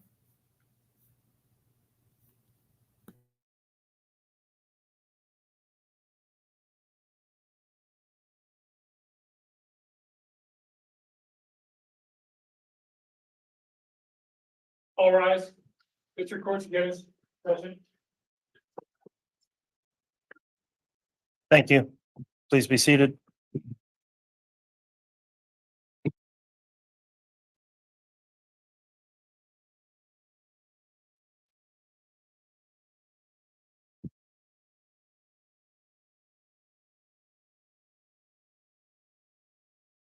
All right, let's go ahead and have the jurors return, please.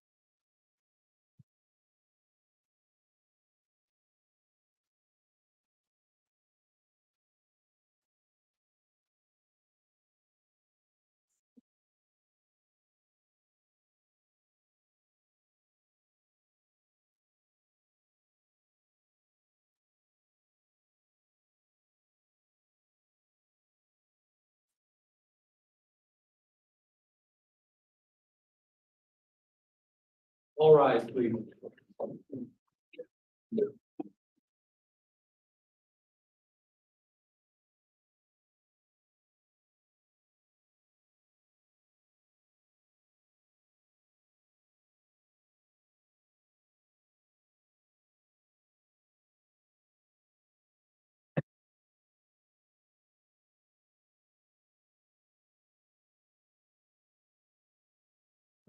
Present and accountable. Thank you. Please be seated.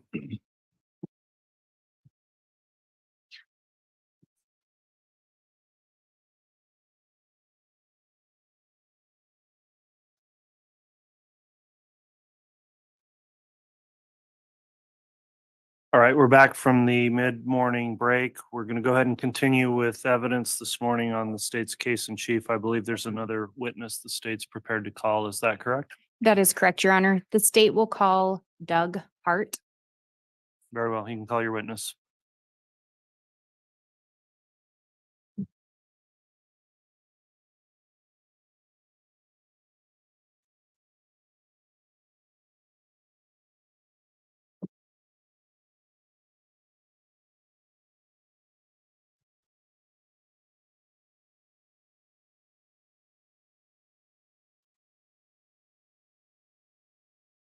solemnly swear or affirm the testimony you're about to give will be the truth, the whole truth, and nothing but the truth, so help you God? I do.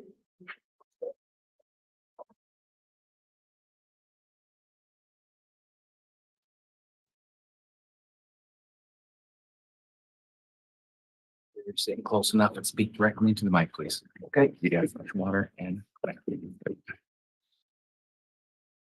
All right, Mr. Hart, do you go by agent or officer or some other title you prefer?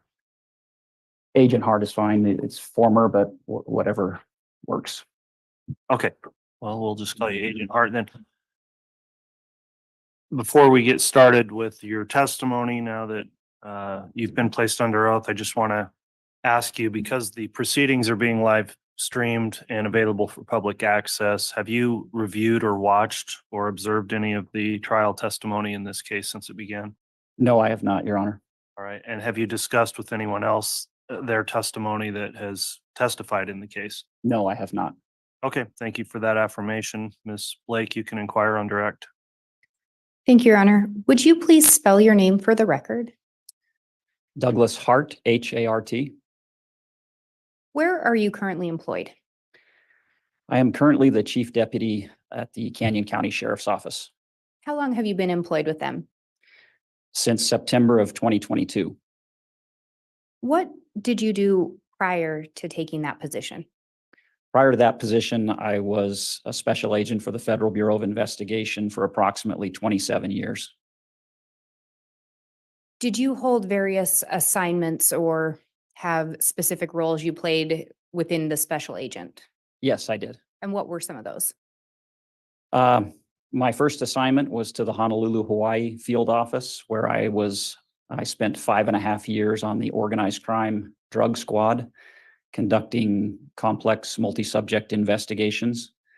My second assignment was to the Lewiston, Idaho resident agency, where I spent 7 years working primarily violent crime and persons crimes on the Nez Perce Indian Reservation. My third assignment was to be the supervisor of the Treasure Valley Metro Violent Crime Task Force, which is a local task force headed by the FBI to investigate gangs and violent crimes. And my final assignment, my last 7 years in the FBI, I was the supervisor for the southern 34 counties in Idaho for all criminal programs. And it was in that capacity that I became involved in this investigation.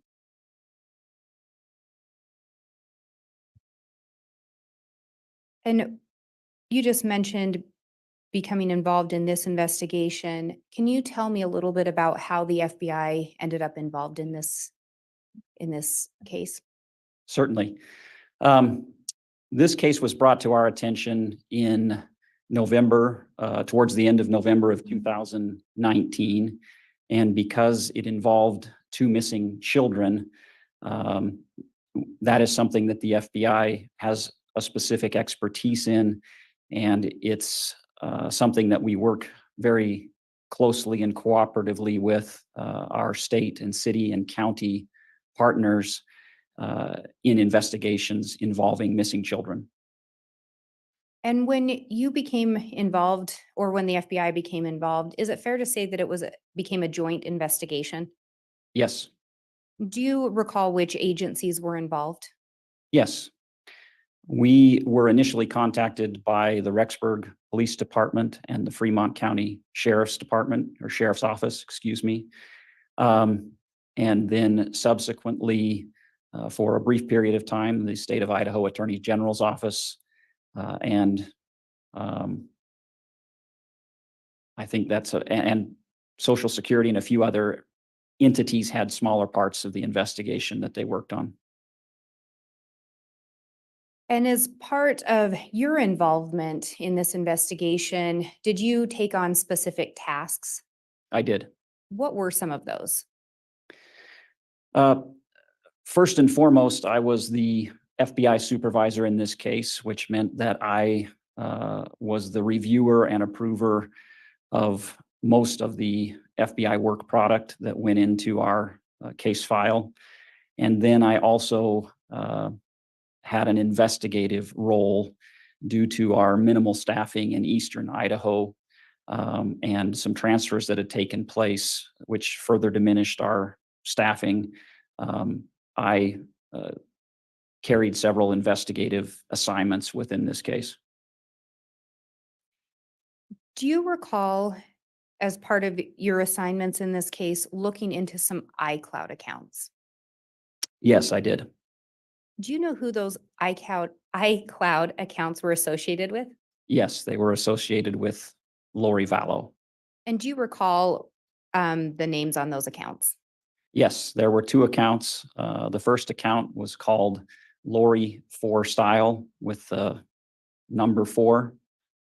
And the second account was called Lolly Time. And when you looked at these iCloud accounts, could you tell how long they'd been in existence? Yes. And what did you learn regarding that? So the first account, Lori for Style, was the oldest account. It was the bulk of that account started in 2016, but there were some materials that were present there as early as 2011, 2012. And then Lolly Time was more recent. It essentially started July 1st of 2019. And when you were reviewing these, could you tell if some messages had been deleted? What exactly were you able to see in relation to any messages or the content there? So the content on both iCloud accounts is extremely voluminous. We utilized a software system called Cellbrite, which doesn't change any of the data within the iCloud, but organizes it in a way that makes it reviewable. For instance, there will be a section for SMS or text messages, a section for videos and photographs and contacts and Bluetooth and on and on and on. And so this software just takes the mirrored image of the iCloud account and organizes it into its component parts. And so I reviewed all of those component parts for both of the iCloud accounts. And you mentioned that both of these accounts had voluminous information on them. Yes.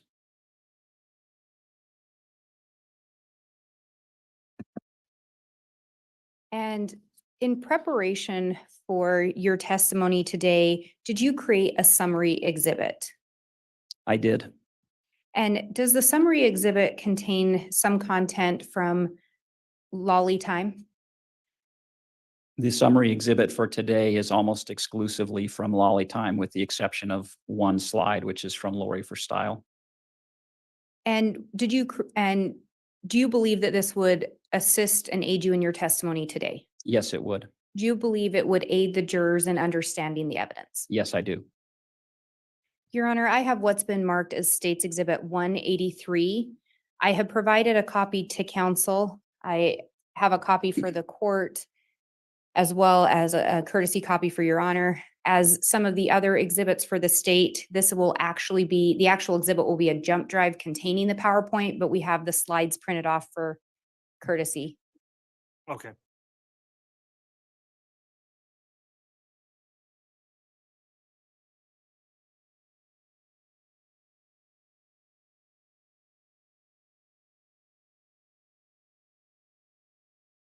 And if I can have the witness shown a copy?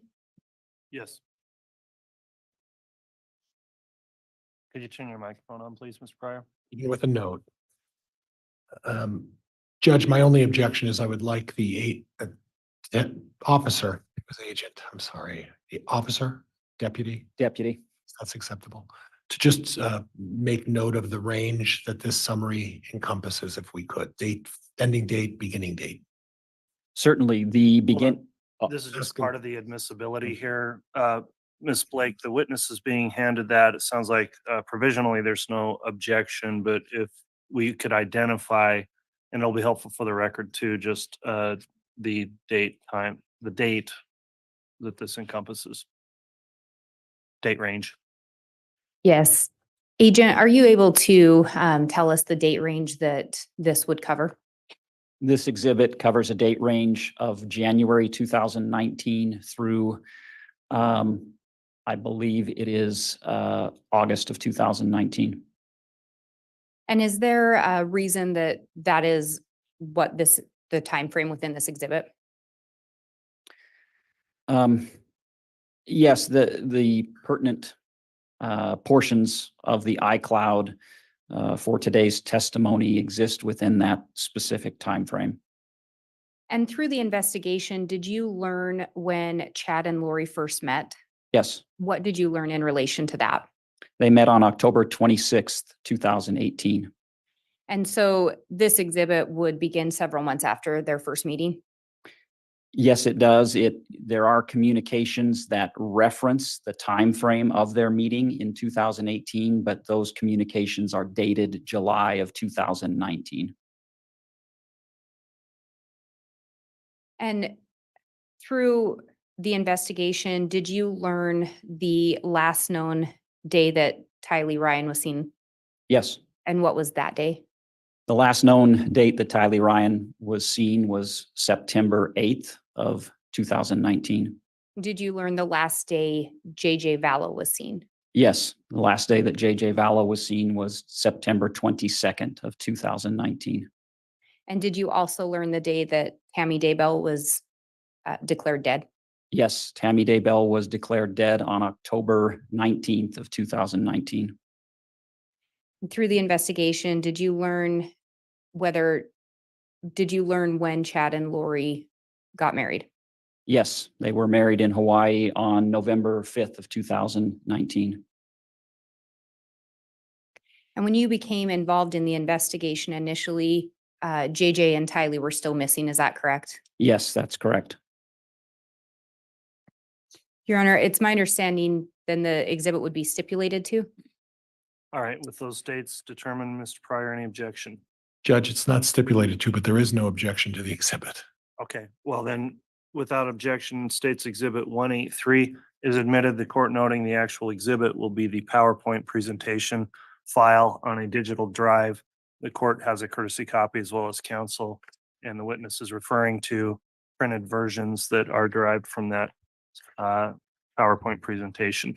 And Your Honor, I guess just to ensure the record is clear as well, the iCloud accounts have been stipulated to that this content's pulled from. Okay, and I will note that as well. Thank you. And that is correct, Judge. These have been stipulated as part of the record. Okay, And Your Honor, with that, the state would ask permission to publish. yes, you may publish.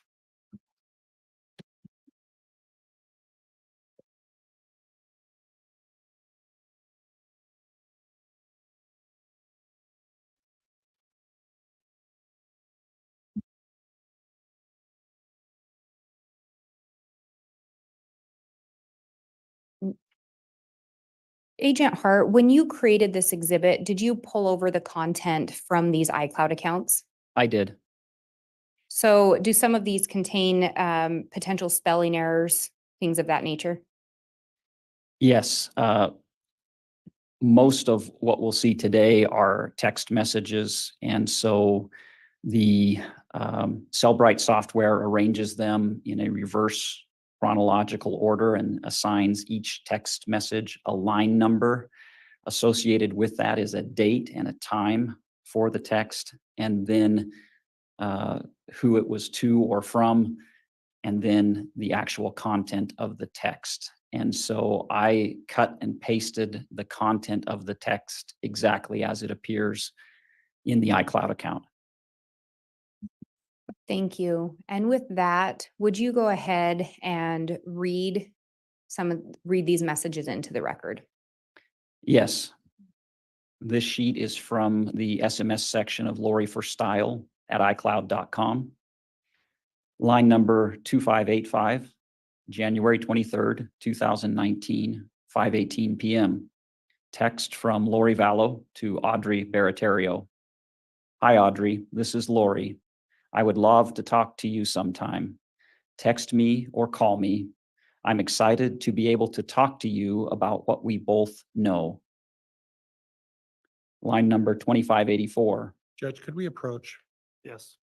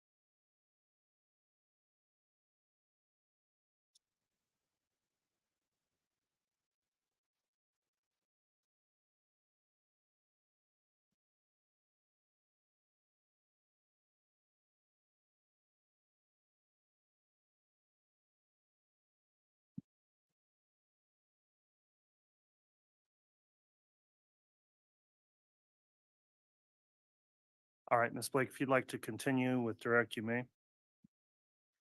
Thank you, Your Honor. Agent Hart, if you could go ahead and continue reading those into the record. Yes. Line number 2584, January. Judge, I'm going to object at this point on the basis that this is cumulative. There's a record that's already been established with the exhibit. And to just require the officer to read the remainder is cumulative in my opinion. All right, response from the state. Thank you, Your Honor. The state's position is it is not cumulative. While the state recognizes it is an exhibit, it's also a summary exhibit that we heard testimony from the agent that this would aid in his testimony today, that he believes it would aid the jurors in understanding while it is what's on the screen, so long as it's read as to what's appearing on the screen, the state's position is in no way is this cumulative evidence. So we would ask that the judge overrule that objection and allow us to move forward with testimony. And Judge, briefly in response is that the exhibit is what it is, and it's clear for the jury to look at that and read that. It doesn't necessitate the prosecutor to go line by line over a massive exhibit. I am going to sustain the objection in that I would find it be somewhat, well, it is cumulative to have a written version of all of the messages and then to simply have a witness read through all of the written messages when they're already being published and the jurors are all capable of reading them as well. I'll sustain that in that I just don't want to have the entire thing read into the record. I don't know that that's necessary, but if you want to have any time or assurance to make sure the jurors have read the messages and direct the witness to any of the specific messages that are contained in there, certainly you can go there, Ms. Blake, but just the wholesale reading of all the messages, I do find the objection is sustained.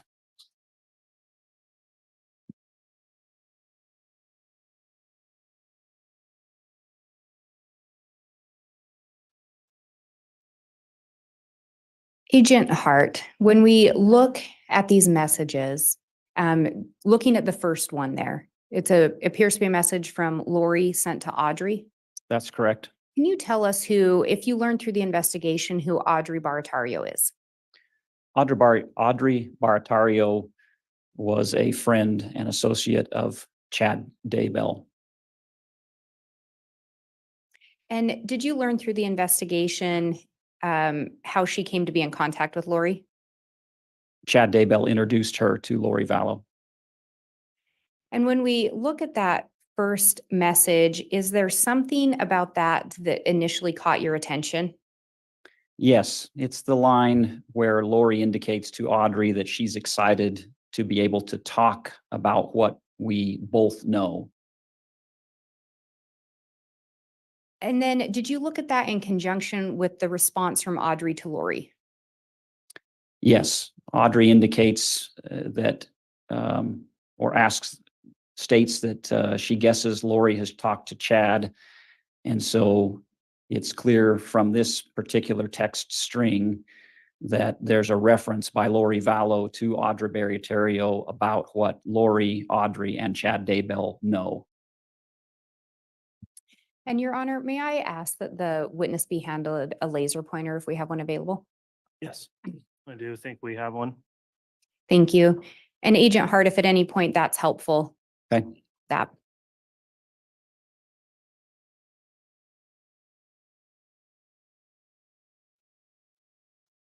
And then was there some significance to these other messages in relation to those first messages? Yes, mainly in the fourth line where it says by Lori to Audrey that she thinks it's fun to talk to someone who knows what's really going on. Again, a reference to something between the three of them.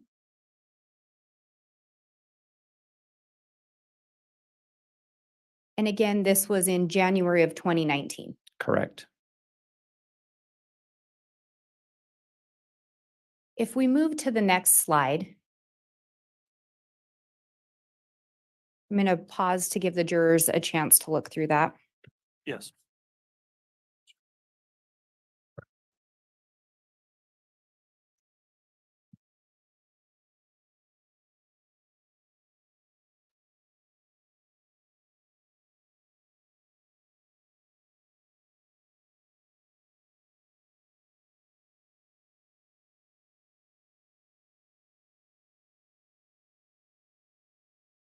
And Agent Hart, when we look at these messages, we have the name Melanie Boudreau. Did you learn through the investigation who she is? Yes, she is Lori Vallow's niece. And there's a reference in that first email to someone named Brandon. Do you know who Brandon is? Yes, these are text messages, not emails, but Brandon is Melanie's husband or soon to be ex-husband. They were in the process of separating and getting a divorce. And there's also the name Al. Do you know who Al would be referencing? Only by the content of the text. I have never met or spoken with Allie Bloomer or her husband. And what caught your attention about these particular messages? These messages and then the next two slides are a continuation of this text string, demonstrate several significant things that are relevant to this investigation.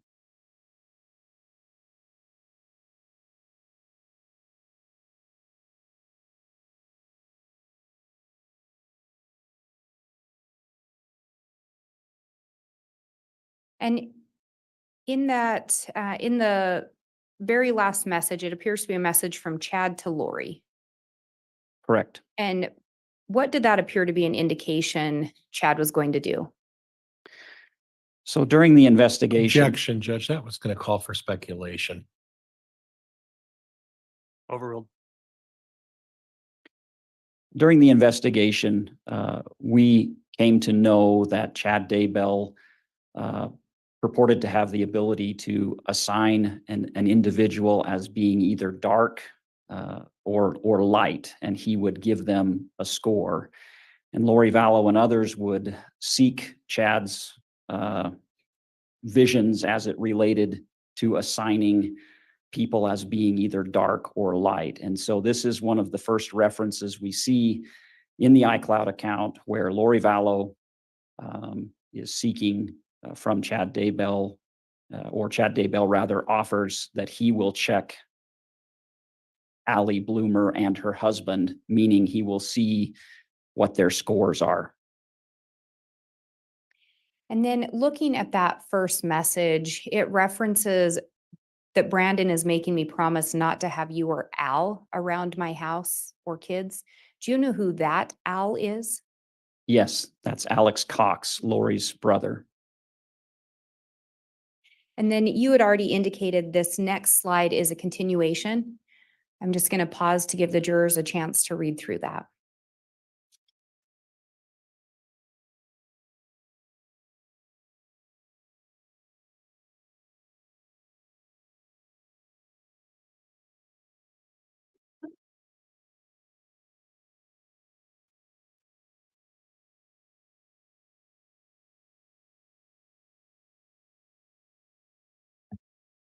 And when you looked at these messages, was there anything on these that stood out to you? Yes, primarily in line 3000, where Chad Daybell responds back approximately 8 minutes later, giving Lori Vallow these scores. He assigns Allie Bloomer as being 4.1 dark, and her cop husband is a 3 dark. And so those are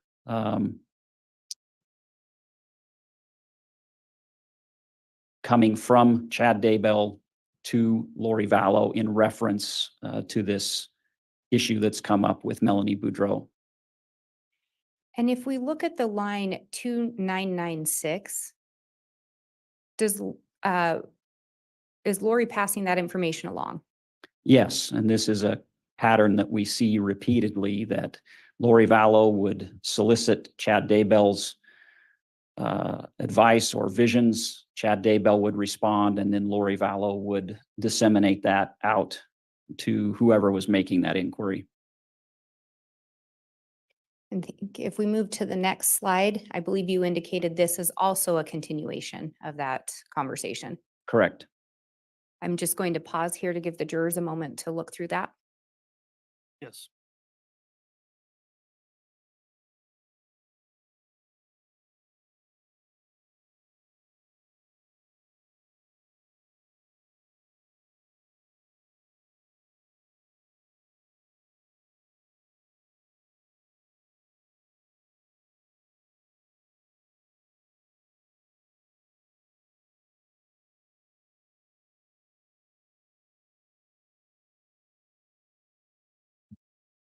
When we look at these messages, if we start with the new one, there's a reference to checking for recording devices.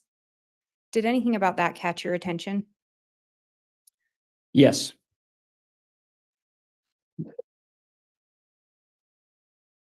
And then did it catch your attention in reference to the following messages? it Or is it did. related? It did. So subsequent to seeking those scores on Allie Bloomer and her husband, Lori Vallow then makes a request to Chad Daybell to clear Melanie Boudreau's house and also check it for recording devices. And so Chad Daybell responds that he'll do that and that he's having to break down some dark entries Brandon created and that he detects 3 listening devices. And that answer is then passed on directly from Lori Vallow to Melanie Boudreau, referencing Chad Daybell as Melanie Boudreau's father, and then verbatim passes on that message. So to me, this establishes once again, Judge, I'm gonna object. It's calling for speculation. I'll overrule that. You can answer. it establishes that the individuals within this group look to Chad Daybell as the supposed visionary who will give them these types of information. And in these messages, when the request is made, Chad responds. Is that correct? Yes,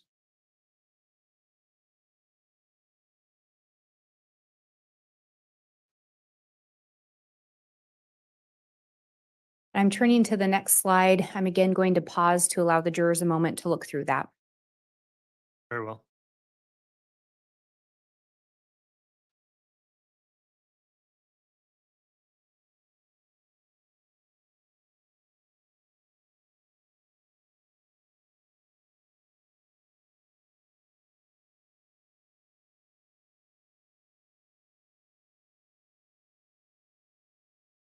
Agent Hart, when we look at the date on this message, can you read the date? I can, July 13th of 2019. Do you know when Charles Vallow was killed? He was killed on July 11th of 2019. So just 2 days prior to this message. Correct. During this time, was Tammy Daybell still alive? Yes, Do you know who Adam, Leah, well, I'll stop there. Do you know who Adam is? yes. And who is that? Chad Daybell's son-in-law, And do you know who Leah is? Chad Daybell's daughter. And do you know who Joe is? Joe is also Chad Daybell's son-in-law. What is it, outside of the date, what else about this message drew your attention? There were a couple of things that I think are significant in this message. The first is this line where Chad Daybell says, "I feel she will be gone by then," which is a reference to the pending death of Tammy Daybell. Judge, objection. That calls for speculation. I'll strike that last part of the answers, you. insufficient foundation. Based on your investigation, who did you believe the she to be? Tammy Daybell. It calls for speculation. I'll renew my objection, Judge. And Your Honor, I think based on his investigation, I'm asking who he believed this message to be Judge, could we referencing. approach, please? No, it's overruled, Mr. Pryor. Go ahead, Ms. Blake. Who did you believe the her to be? Tammy Daybell. Or I said her, but the word is actually she, the pronoun used, correct? Correct.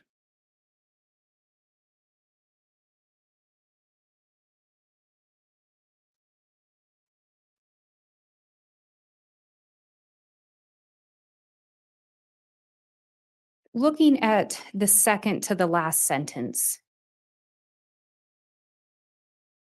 could you explain if there was anything about that that drew your attention?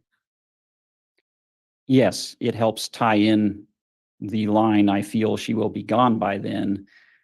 So Chad Daybell tells Lori Vallow that the Lord has hinted to him that he might not get to be with Lori Vallow until after this graduation ceremony takes place on July 23rd, and asks Lori Vallow to, quote, please ask about that.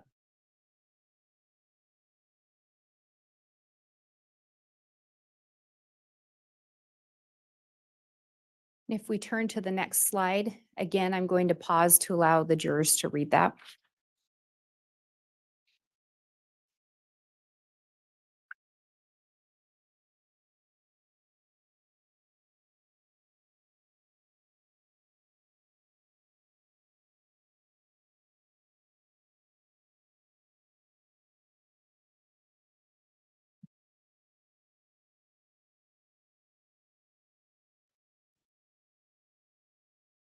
Agent Hart, looking at the date on this one, how many days ago had Charles been killed? 3 days prior. And again, Tammy Daybell's still alive? Yes. Do you know, or did you learn through the investigation who Lily would be referencing? Yes. Lily is another name for Lori Vallow. Was there something about this that caught your attention? There are two things about this communication that caught my attention. Could you tell me what those were? The first is the reference to joining Chad Daybell in the shower. They were physically, Lori Vallow was in Arizona, Chad Daybell was in Idaho at the time of this message. So there are repeated references to Lori Vallow and Chad Daybell having the ability to connect on a spiritual plane and be together spiritually. So this is just one example of that, but it's pertinent because it happens repeatedly and it could be easily confused that they were actually physically present together, which they were not. So that was the first thing that stood out. And what was the next thing? The next thing is the last line of Chad Daybell's text to Lori Vallow, where he says he loves her so immensely that the whole universe knows it, and very soon the people on this little blue globe will know it too, which demonstrates that their relationship was clandestine or secret at this point, and that at some future date, the relationship between Chad Daybell and Lori Vallow would be divulged by Chad Daybell.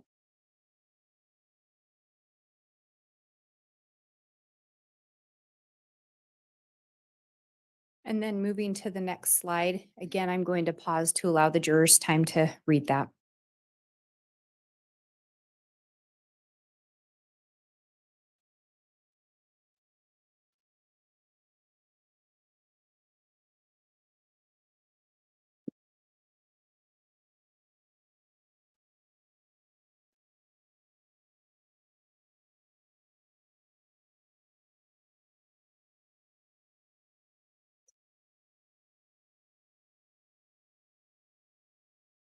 Agent Hart, when we look at these messages, there is the name James and a name Elena referenced. Did you see those in this message? Yes, Were you able to determine through the investigation who James is referencing? yes, James is Chad Daybell. And were you able to determine who Elena is referencing? Yes, Elena is Lori Vallow. And again, the date on these messages is how many days after Charles Vallow was killed? This is now 3 days after he was killed. What is it about these particular messages that drew your attention? Well, the James and Elena communications are very significant, and we see them first in the email section of the iCloud, starting on July 8th, continuing through July 9th, and through much of July.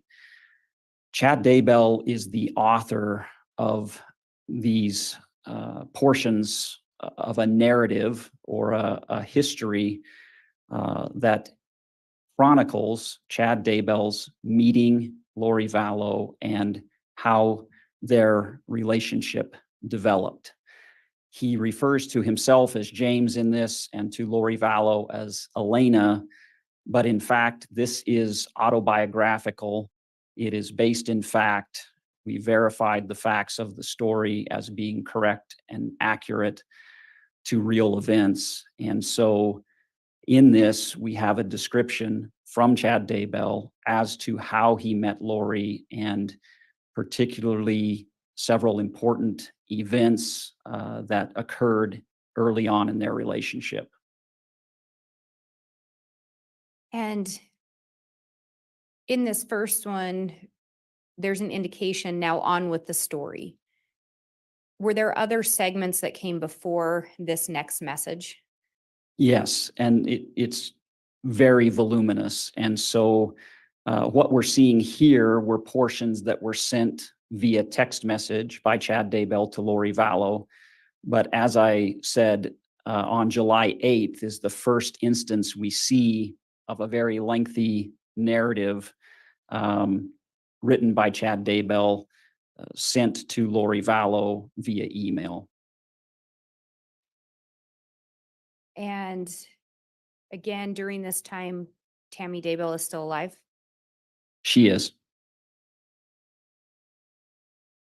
In that second message, there's the indication they would both attend the same event in mid-November. Were you able to determine through the investigation if that occurred? Yes, so that's a reference to November 15th through the 17th of 2018. So while this message was sent via text on July 14th of 2019, the narrative contained in the message is talking about a time period between the end of October and prior to November 15th through the 17th of 2018.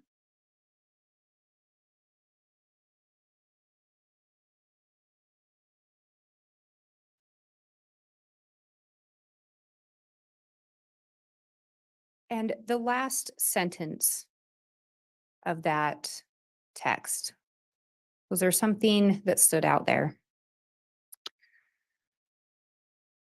I think the entire text is pertinent, as well as that last sentence. In the middle, Chad Daybell states in this narrative that he and Lori Vallow had been married before, and references some past time with the Savior when he lived in Jerusalem. And Elena, or Lori, had been his beloved spouse and best friend. In the final line, he says that relationship was now meant to continue in this lifetime. So looking at this history, Chad is saying that after he met Lori Vallow, he knew that their relationship was now meant to continue in this lifetime, with the assertion that they had been married in a previous lifetime. And again, you talked about, while this message is sent in July of 2019, that it's referencing events from 2018. That's correct. Chad Daybell met Lori Vallow on October 26th of 2018 at a Preparing a People conference in St. George, Utah. That's chronicled in this history. In between their first meeting, there was a 3-week time period before they would physically meet again in Mesa, Arizona, November 15th through the 17th, 2018, at another Preparing a People conference. So the time period being referenced by Chad Daybell in this communication is that time period from the end of October 2018 until they meet again physically in November of 2018. And when this is written, Charles and Tammy are still alive. That is correct. We go to the next one. And again, I'm going to pause here to let the jurors read it.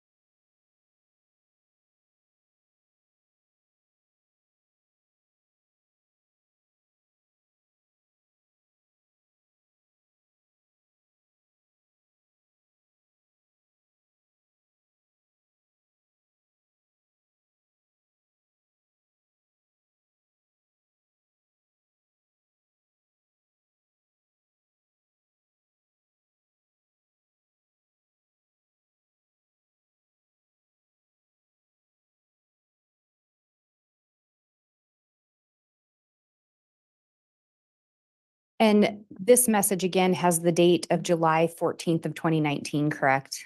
Yes, it does. And could you talk a little bit about what it is about this message that caught your attention? What caught my attention is that this is the first time Chad Daybell introduces to Lori Vallow the concept that they had lived as human beings at another time in the past, that they had been married to each other in the past, and that they were meant to be married again in this present time and complete these important missions together. Judge, I'm going to object at this point, and I have what your native objection. Well, there's no pending question at this time, so if there was an objection, Mr. Pryor, this wasn't timely. And again, Agent Hart, when we're seeing the James and Elena references and this story being drafted, it is referencing back to events that would have happened previously. Yes, he is referencing events and phone conversations that took place between the end of October 2018 and just prior to November 15th through the 17th of 2018. And again, when we're looking at this, Charles has been killed just 3 days before this message. That's correct.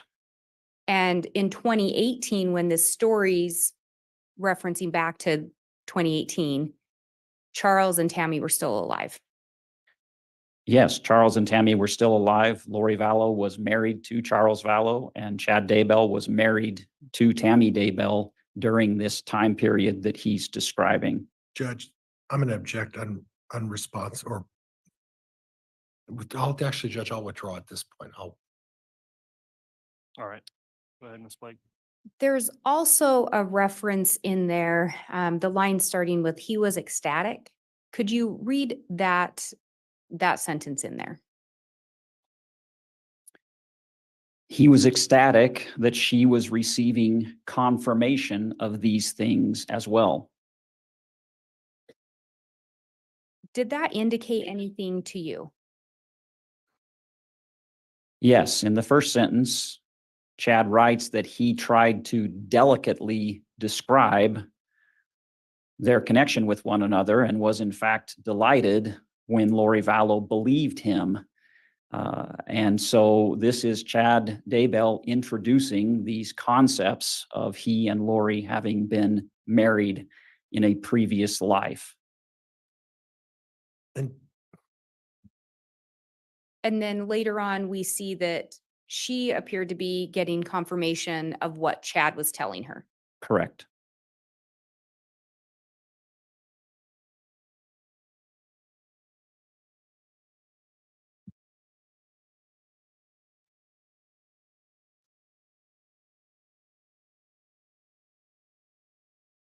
There's also reference in there to physical desires. Yes. With the talk of physical desires, making love, was there anything about those that caught your attention? Well, it demonstrated the attraction of Chad Daybell to Lori Vallow instantly upon their meeting in October of 2018.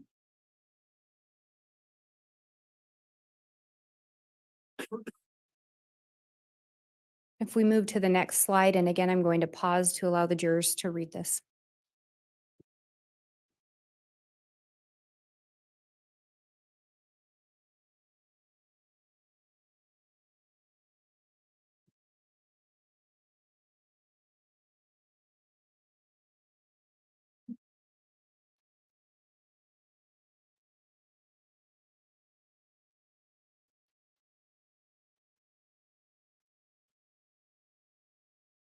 When we look at these messages, they are also dated July 14th of 2019. Is that correct? Yes.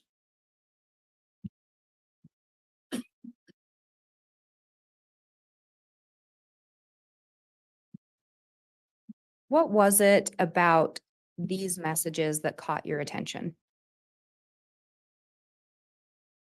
This is a communication by Chad Daybell to Lori Vallow, seeking an opportunity to be with her in person and using a camp out and a potential speaking assignment as a ruse to be able to leave Rexburg and go and be with Lori Vallow. And there's a reference there in the first message, whether she is still here or not. Based on your investigation, did you determine who that she would have been referencing? Tammy Daybell.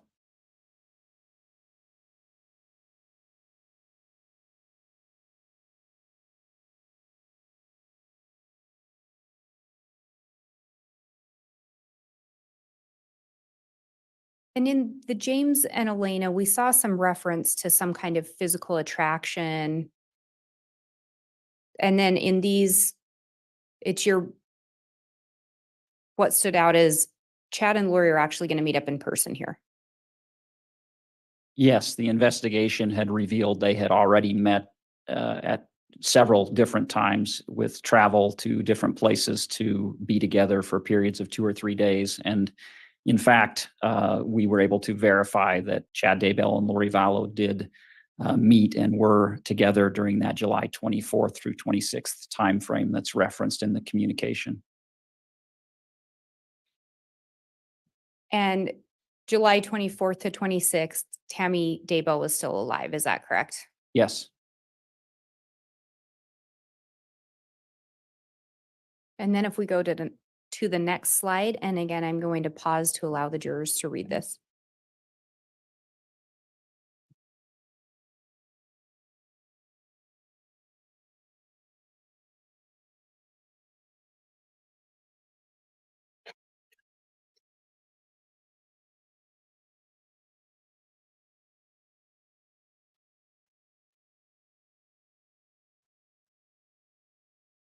And again, these are a continuation of text messages from July 14th of 2019. Correct. And again, just 3 days after Charles Vallow's been killed. Yes. What about these messages drew your attention? There was a lot of what we call sexting content in the iCloud that I examined. I included these communications as just a very, very small example that this was in fact a sexual affair. It was not an emotional affair or a spiritual affair. It's very clear that it's a physical sexual affair between Chad Daybell and Lori Vallow.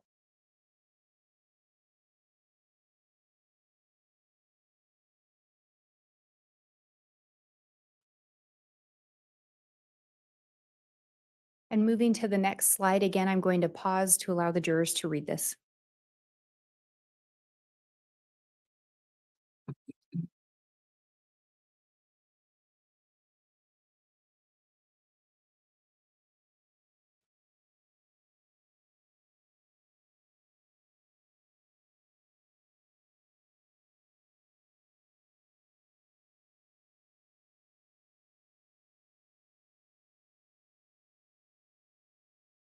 And if we look at these, can you indicate the date on these messages for the record? July 15th of 2019. So these are moving to the next day from the previous messages. Correct. What is it about these particular messages that caught your attention? This is an example of how Lori Vallow sought to manipulate Chad Daybell in the immediate aftermath of Charles Vallow's death.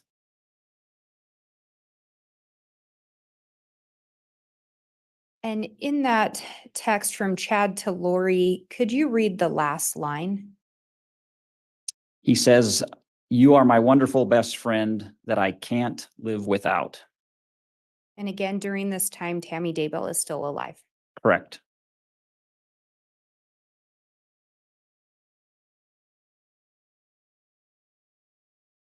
And the manipulation that you're indicating is Lori's response there. Could you read the first line? Yes, she replies, and yet you are so sad, missing you. Referencing back to his message to her that he couldn't live without her. Correct. Chad Daybell tells Lori Vallow how much he loves her and he can't live without her. And her response to that is, and yet you are, in fact, living without me. So sad.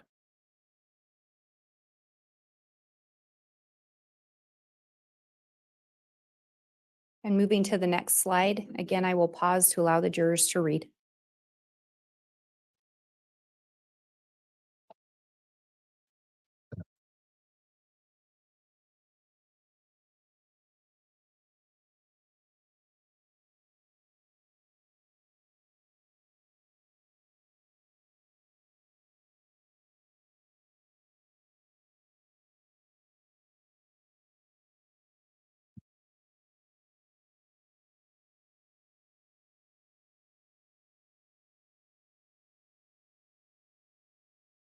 And could you indicate the date on these messages for the record?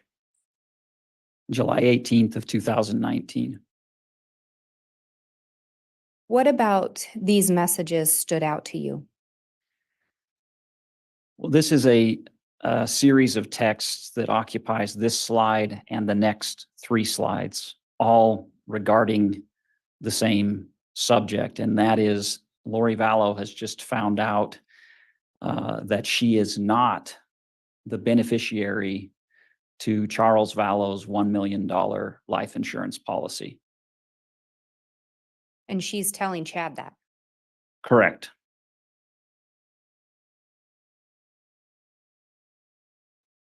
Going to the next slide, I'm going to pause to allow the jurors to read.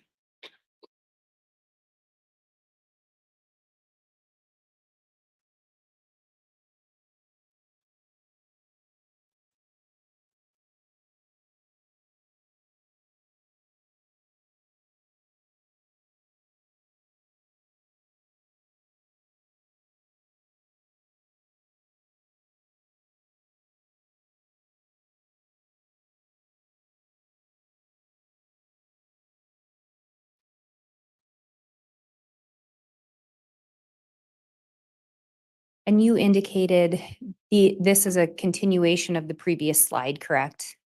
Correct, as well as the next 2 slides.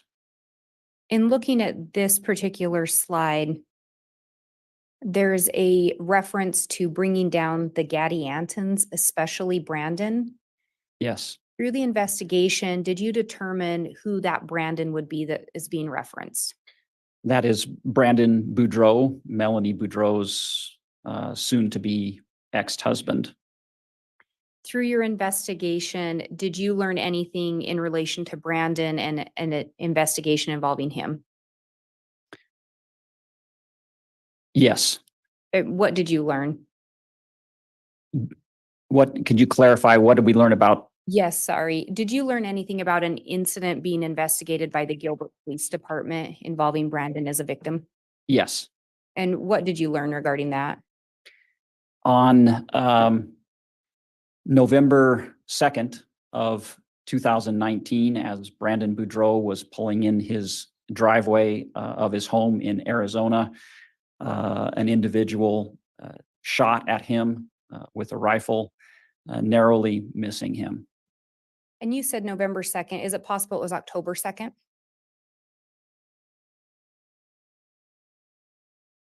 I'm sorry, you are correct. It is October 2nd. Excuse me. And that was October 2nd of 2019. Correct. Do you know, did the reference bringing down the Gaddy Antons mean anything, or did you learn what that was referencing? I learned that that is a reference. The name Gaddy Anton has to do with a group of people that's referenced in a book of scripture called the Book of Mormon. The Gaddy Antons were robbers and thieves. And so the word Gaddy Anton is indicative of someone who is a thief or a robber or a bad individual.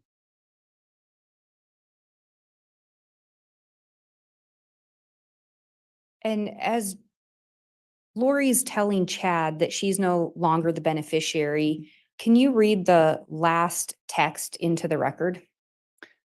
Yes, that's a text from Chad Daybell to Lori Vallow. It says, it will be interesting if it got changed after he had 2 bullets in his chest.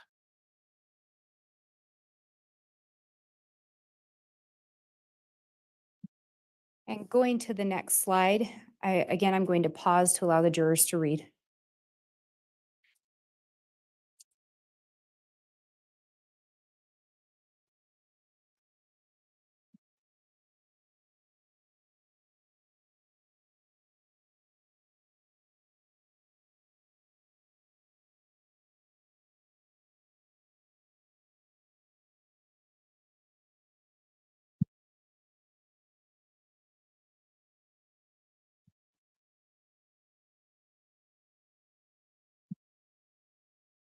And Agent Hart, I think you indicated this is also a continuation from the previous 2 slides. Is that correct? Yes, it is.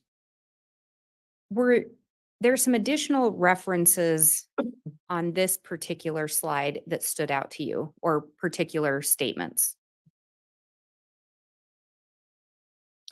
Yes, primarily the last line. And what was it about that that stood out to you? That's a text from Lori Vallow to Chad Daybell. And so she had found out that the beneficiary for the life insurance policy had been changed in March of 2019. And then she says, so it was probably Ned before we got rid of him. Ned is the name of the supposed dark entity that Chad Daybell had assigned to Charles Vallow.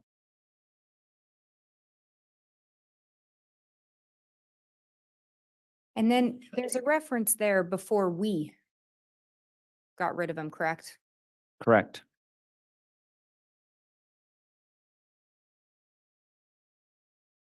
Did you learn what the 4,000 a month from SS was in reference to through the investigation? Yes, that's a reference to money that would still be coming to Lori Vallow through Social Security for her children, primarily for JJ.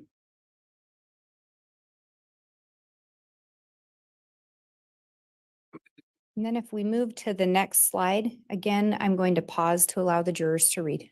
Very well.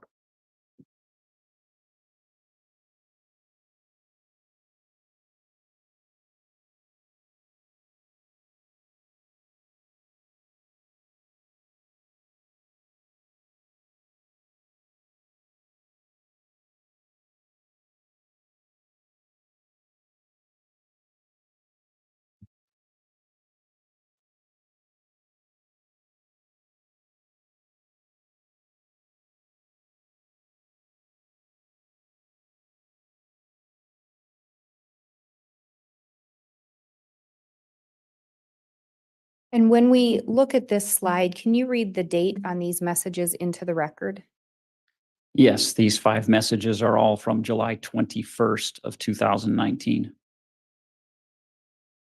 We've talked about who Ned is. Through the investigation, did you learn who Rhonda is that's being referenced?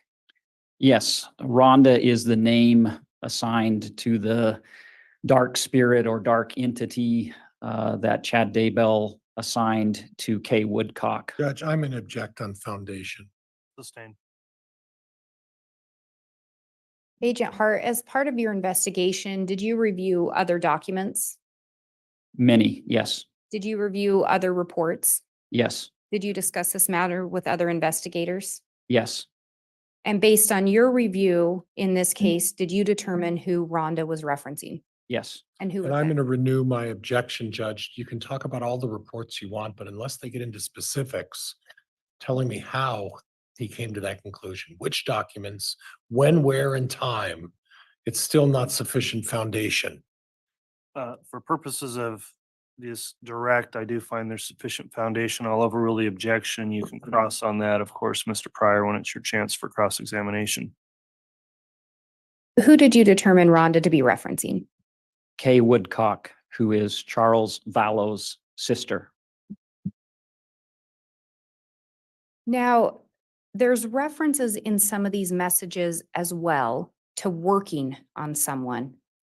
Through your review of the iCloud and messages, did you determine anything in relation to those working on, or did that stand out to you?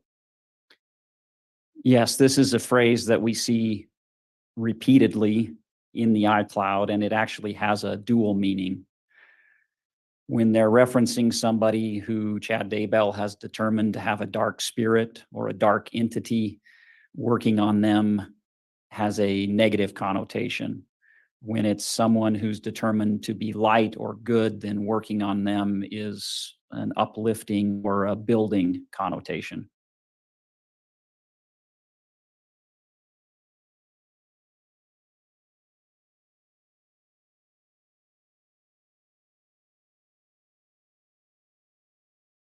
Agent Hart, as we've reviewed some of these messages that were around or shortly after Charles' death, we're seeing some of them. In your review of the messages, did you ever see any signs of grief or sorrow from Lori Vallow? No, Did you ever see any signs of grief or sorrow from Chad Daybell? none.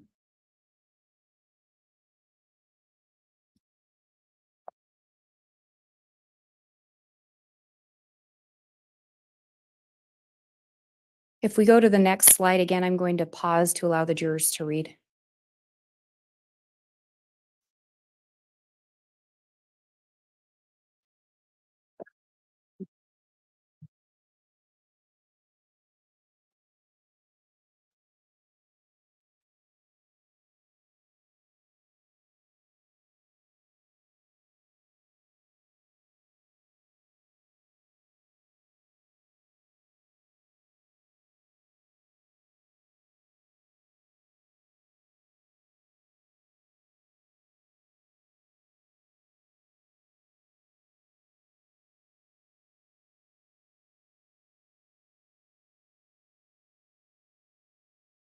And would you read the date of this message into the record?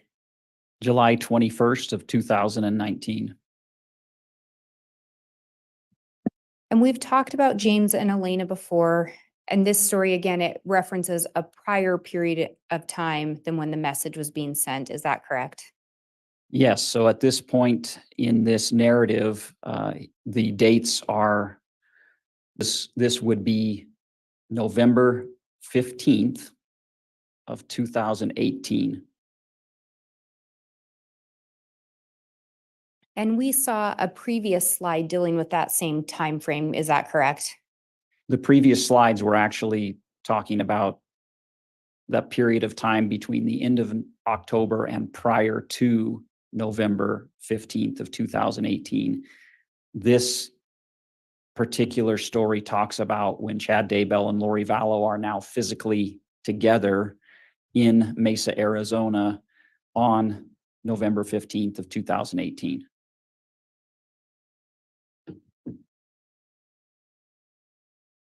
And through the investigation, did you learn if Chad Daybell was in fact in Arizona in November of 2018? Yes, we verified that he was present on that specific date.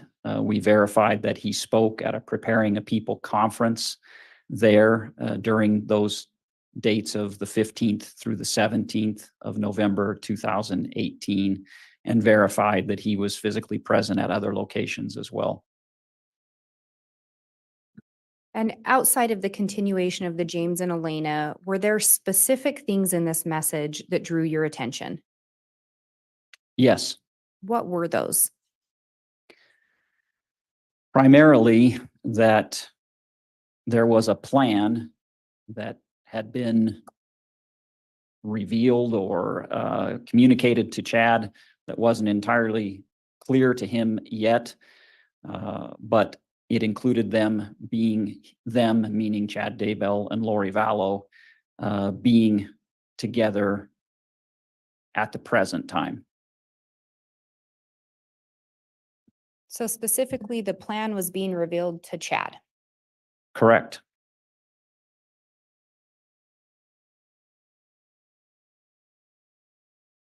And there's a reference of Chad and Lori having a mission together. Yes.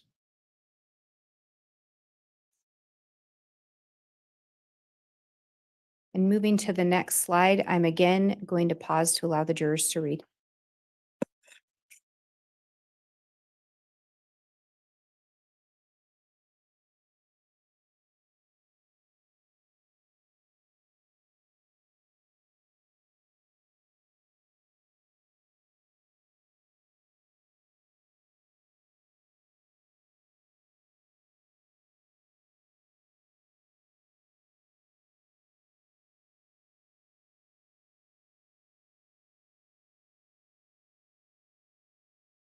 And Agent Hart, these messages were also sent on July 21st of 2019. Is that correct? Yes. In looking at these particular messages, was there anything that stood out to you?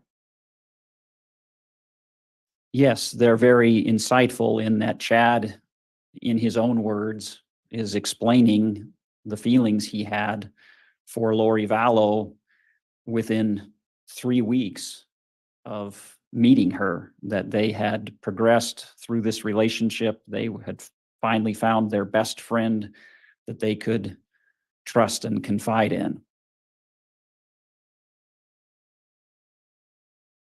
And again, the period of time this message is referencing, both Lori and Chad were married to other people. Correct.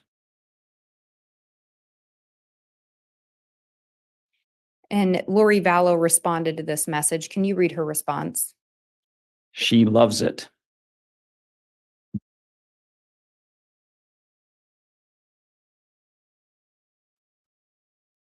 And there's the reference in there to the 3 weeks. And would this have been, was the meeting in November about 3 weeks after Chad and Lori met in real life? Yes, that's verified. Moving to the next message, again, I'm going to pause to allow the jurors to read.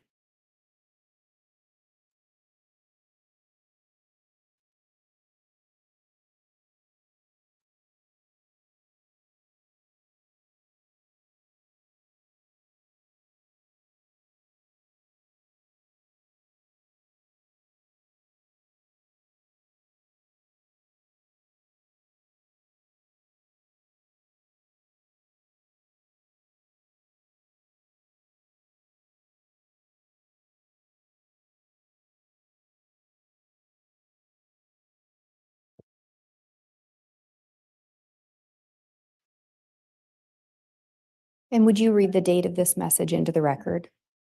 This is also July 21st of 2019. And this is a continuation of the James and Elena story being written. Yes. Are you aware of which time period this message is referencing? This is referencing a specific date of November 16th, 2019, or excuse me, 2018. And was there something about this particular part of the story that drew your attention? There were multiple things that drew my attention to this that I believe are pertinent to the investigation. Can we go through those one by one? Sure. What is the first one that drew your attention? So the first is that Chad Daybell and Lori Vallow went to an LDS temple that has been verified. They attended the temple in Gilbert, Arizona on November 16th of 2018 together. And that they then participated in a ceremony that is a proxy ceremony for marrying people who have already been deceased. And again, that was verified that they were at that temple together. Yes, And they reference the proceeding after that, there's an indication in here, if you can read from the James and Elena knew. James and Elena knew that they were now sealed as husband and wife for eternity. Did that line stick out to you? Yes, this is Chad Daybell's writing stating that when he and Lori participated in this proxy ceremony, that somehow through that, they had become once again married for eternity. And then if we go to the last sentence, starting with they knew, would you read that into the record? Yes. They knew they had just begun a new journey together that was eternal and never ending. Was there something about that particular line that caught your attention? Yes, this is the beginning of their relationship and continuation of that relationship in the coming months that encapsulate the time period of this investigation and the crimes that are alleged.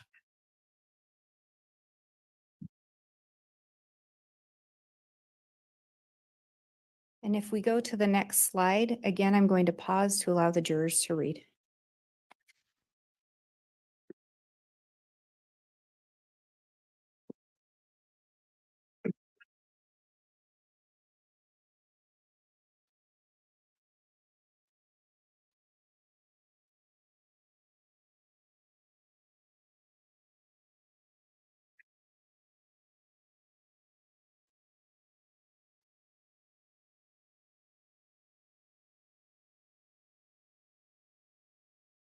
And these messages were also exchanged on July 21st of 2019, is that correct?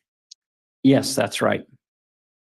And in looking at these messages, were there things that caught your attention? Yes, two things primarily. And can you walk us through those? Yes. The first is that Lori Vallow responds to those prior clips that Chad wrote about James and Elena, saying, "It's making me so happy to read about our life," which is a verification that this is an autobiographical or factual account. And then what is the next thing? The next is the line from Lori Vallow to Chad Daybell, which says, "I love you more than ever. I can't wait to be with you forever. I'm begging father and mother. That's my job tonight."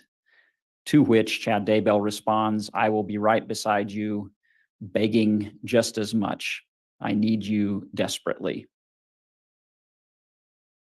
And what, if anything, did that indicate to you about Chad and Lori's relationship? That they had a clear plan to be with each other, to be together forever, and that they were both begging God for that to happen. And again, when these messages are being exchanged, is Tammy Daybell still alive? She is. In your review of these iCloud accounts, was there ever any indication of Chad planning on getting a divorce? None. Ever any indication of Chad planning on getting separated? No.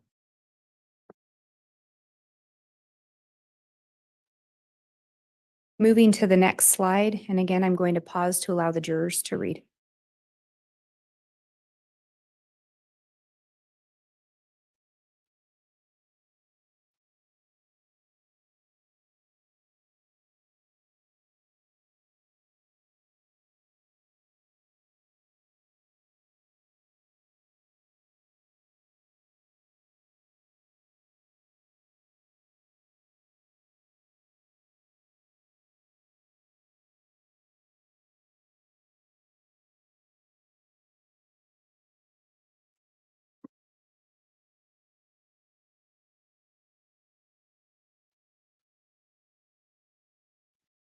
And could you please read the date of these messages into the record?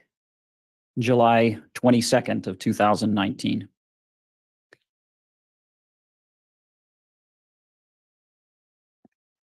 You just talked about the previous slide indicating a plan to be together.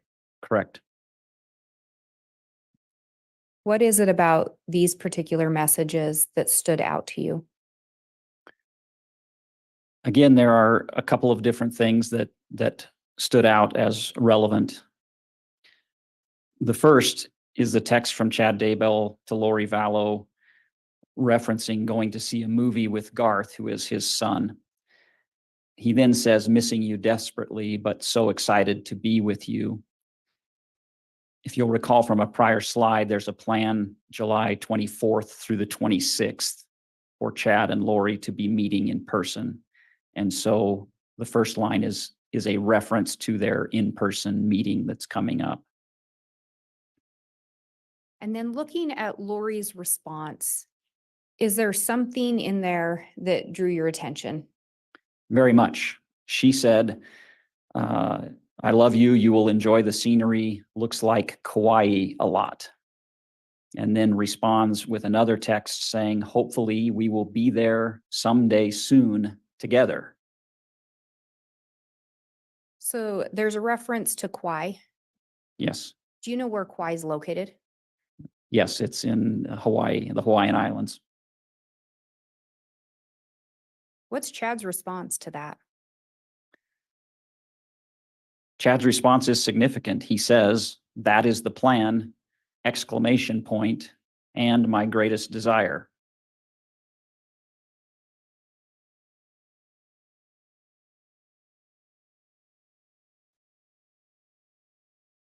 And then we talked about Kauai being in Hawaii.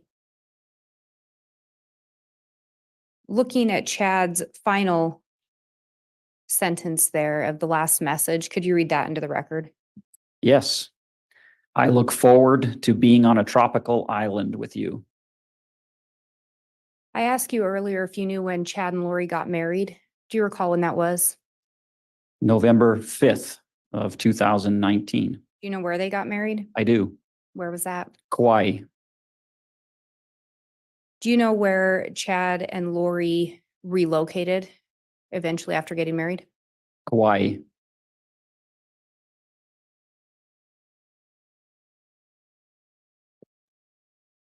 During the time those messages are being exchanged, was JJ Vallow still alive? He was. Was Tylee Ryan still alive? She was. Was Tammy Daybell still alive? Yes, she was.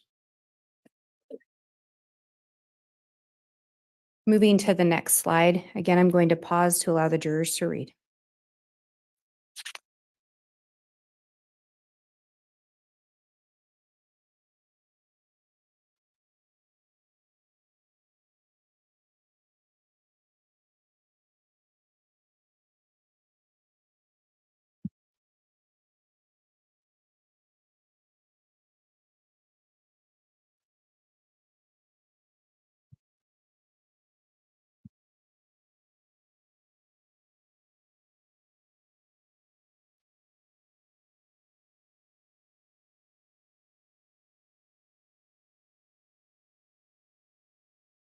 And Agent Hart, can you read the date these messages were sent into the record?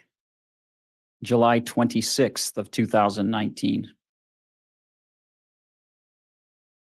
Looking at these messages, did certain parts of them catch your attention? Very much so, yes. And what is it about them that caught your attention, if you can walk us through that? Well, the time frame is important. So these messages were sent as Chad Daybell was returning home from having spent 2 or 3 days from the 24th through the 26th with Lori Vallow. So he references that he's just gotten home, back to his home in Rexburg, and that he had a splendid time with her. And then he follows up with a narrative or sentiment that he believes or feels that he's a grown-up version of Harry Potter who has to live with the Dudleys in a little space under the stairs. And then every few weeks he gets to escape and have amazing adventures with his goddess lover. The part that to me is most significant is the final sentiment where he says, Then I have to return to my place under the stairs, feeling trapped. But I sense permanent freedom is coming, exclamation point.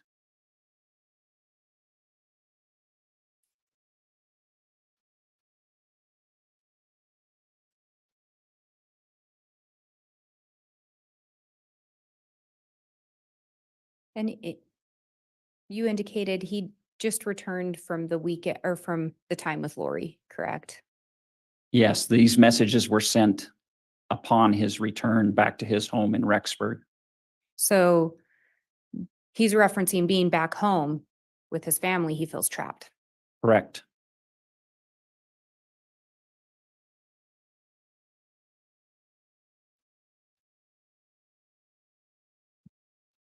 Looking at the next slide, and again, I'm going to pause to allow the jurors to read.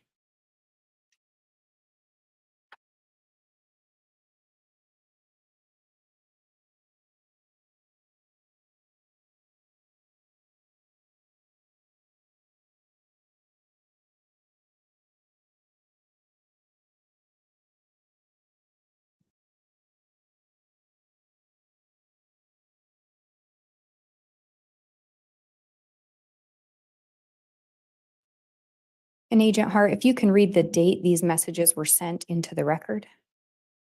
July 28th of 2019. What about these messages stood out to you? There's a couple of things.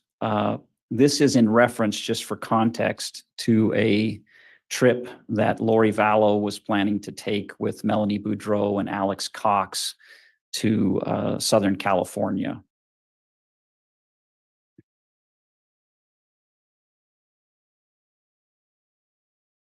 And in these, we see a message from Chad to Lori about no privacy here to hardly text. Do you happen to know where Chad would have been located at that time? Judge objection foundation. Sustain. With these messages, was there any through your investigation, was there any indication that Chad Daybell was going on a trip? No, The indication was Lori Vallow was going on a trip. correct. So based on your investigation, Chad wasn't leaving his home. Correct. Judge objection. This is leading. Well, it was, but it's already been asked and answered. Then we see, looking at that third message on there, the text from Lori to Chad, is there something about that that drew your attention?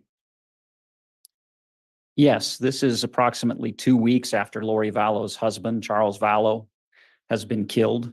She is now free from her marriage. Chad Daybell is not free from his marriage. And she says, I need a distraction while I'm waiting for you. And he replies, absolutely, I think you'll have a fun time.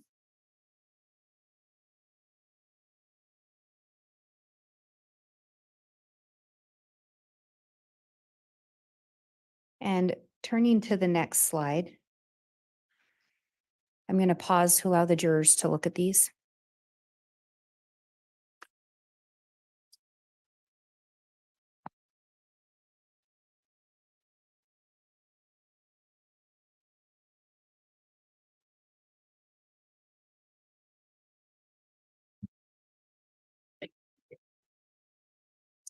And Council, could I have a quick sidebar?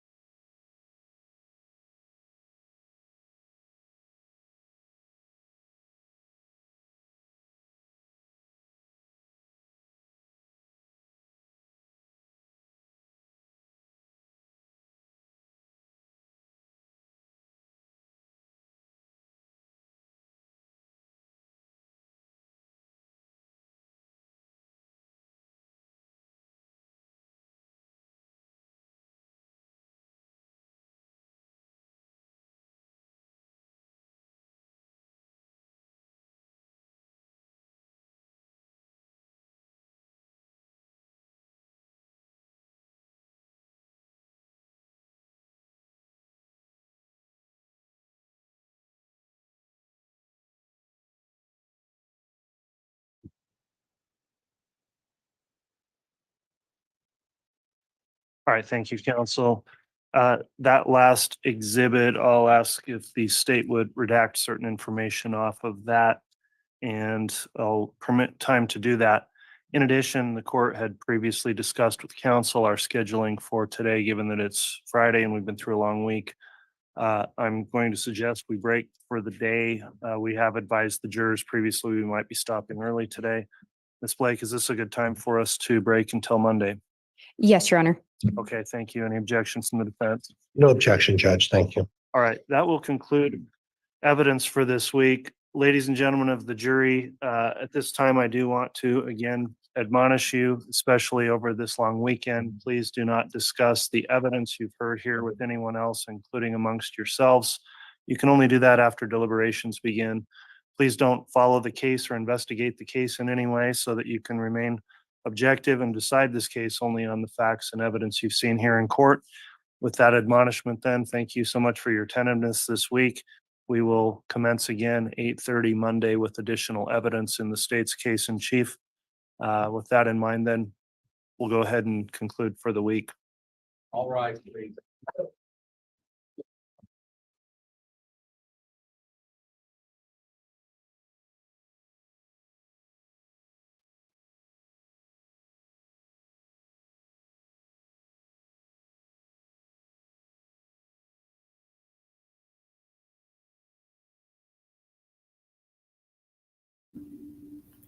Stick around, everyone, because I'll share a few things.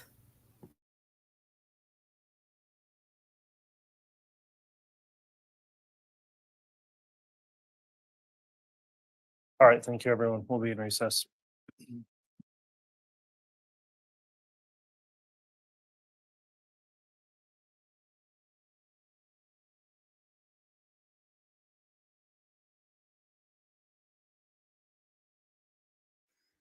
Hi, welcome to Mormon Stories Podcast. My name is Kara Burrell. I am your one and only host for today. I kicked the other men out of the. No, just kidding. Hey, It's John Kara, Delenn. you're It's Kara back. Burrell. What the freak? You're back. Yeah, and because of the very special episode that we had today, I thought that I would break my no working at Mormon Stories brand new.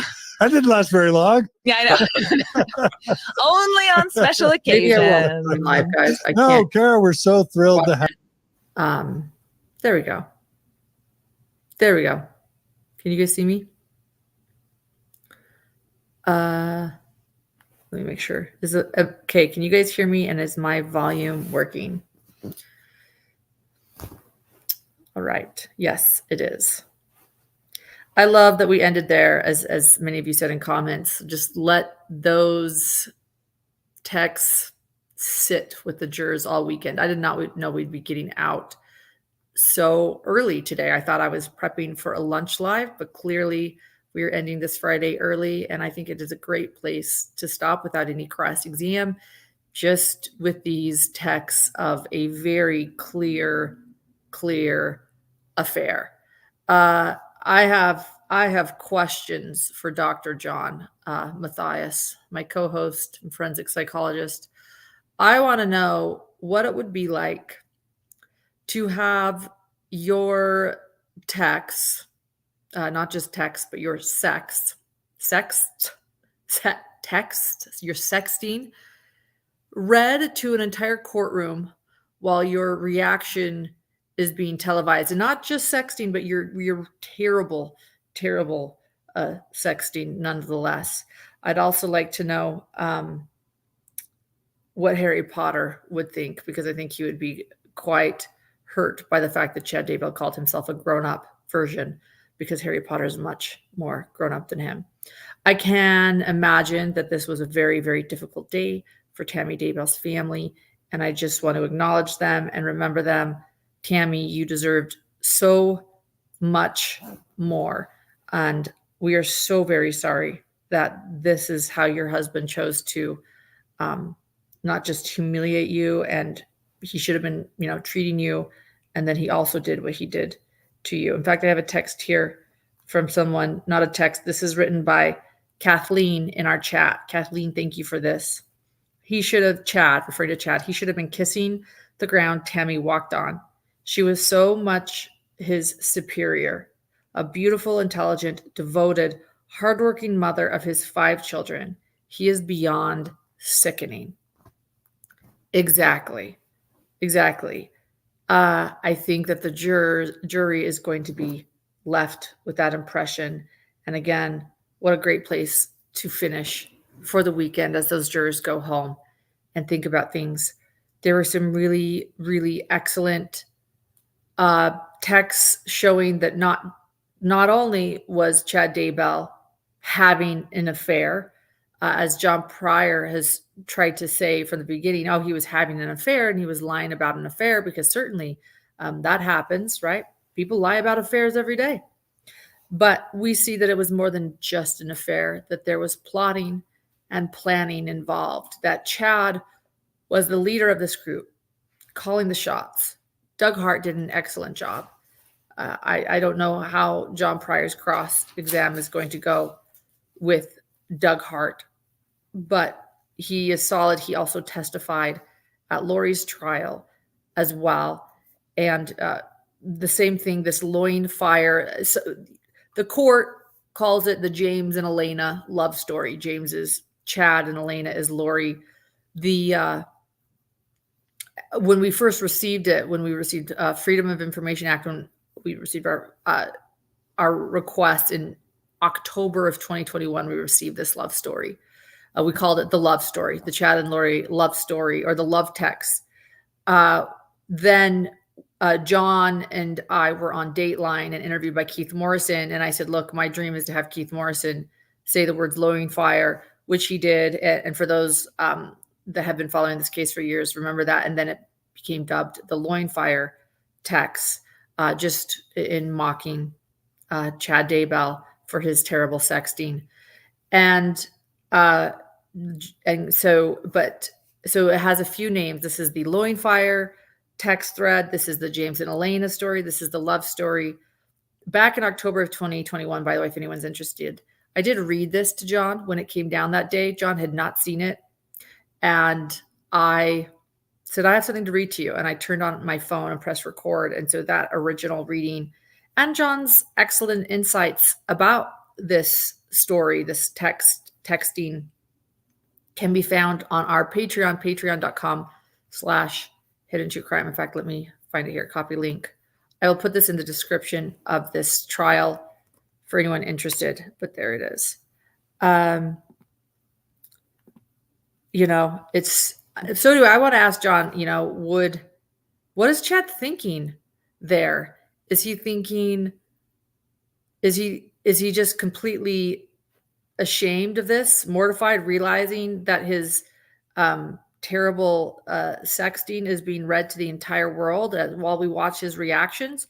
Or is he proud of himself? Is he sitting there? Because I just don't understand the dude. He seems to just feel so justified, rightfully so, right? It's just like the classic self-righteous sort of feeling I get with him all of the time in his actions, that I wonder what he is thinking at this moment. He knew these texts were coming. I have to wonder what he's thinking. Yeah, it's a lot of, I want to say too, I don't even know. There's so much. Yeah. I hope he is 100% humiliated, but I doubt it. That's what I wonder. That's what I'm wondering. I hope that he is 100% humiliated, but I wonder. I shared in chat, by the way, that I was receiving texts from a friend of Julie Rowe. And I just want you to know this person and I have been communicating for a while, and she has shared a lot with me, but I hope it's okay that I share this. I'm not saying who this person is, but she said, go Larry. She watched Larry's interview yesterday. Go Larry. Enough of this. I'm just quoting, go Larry, enough of this shit. What do I have to do? I want to do an interview.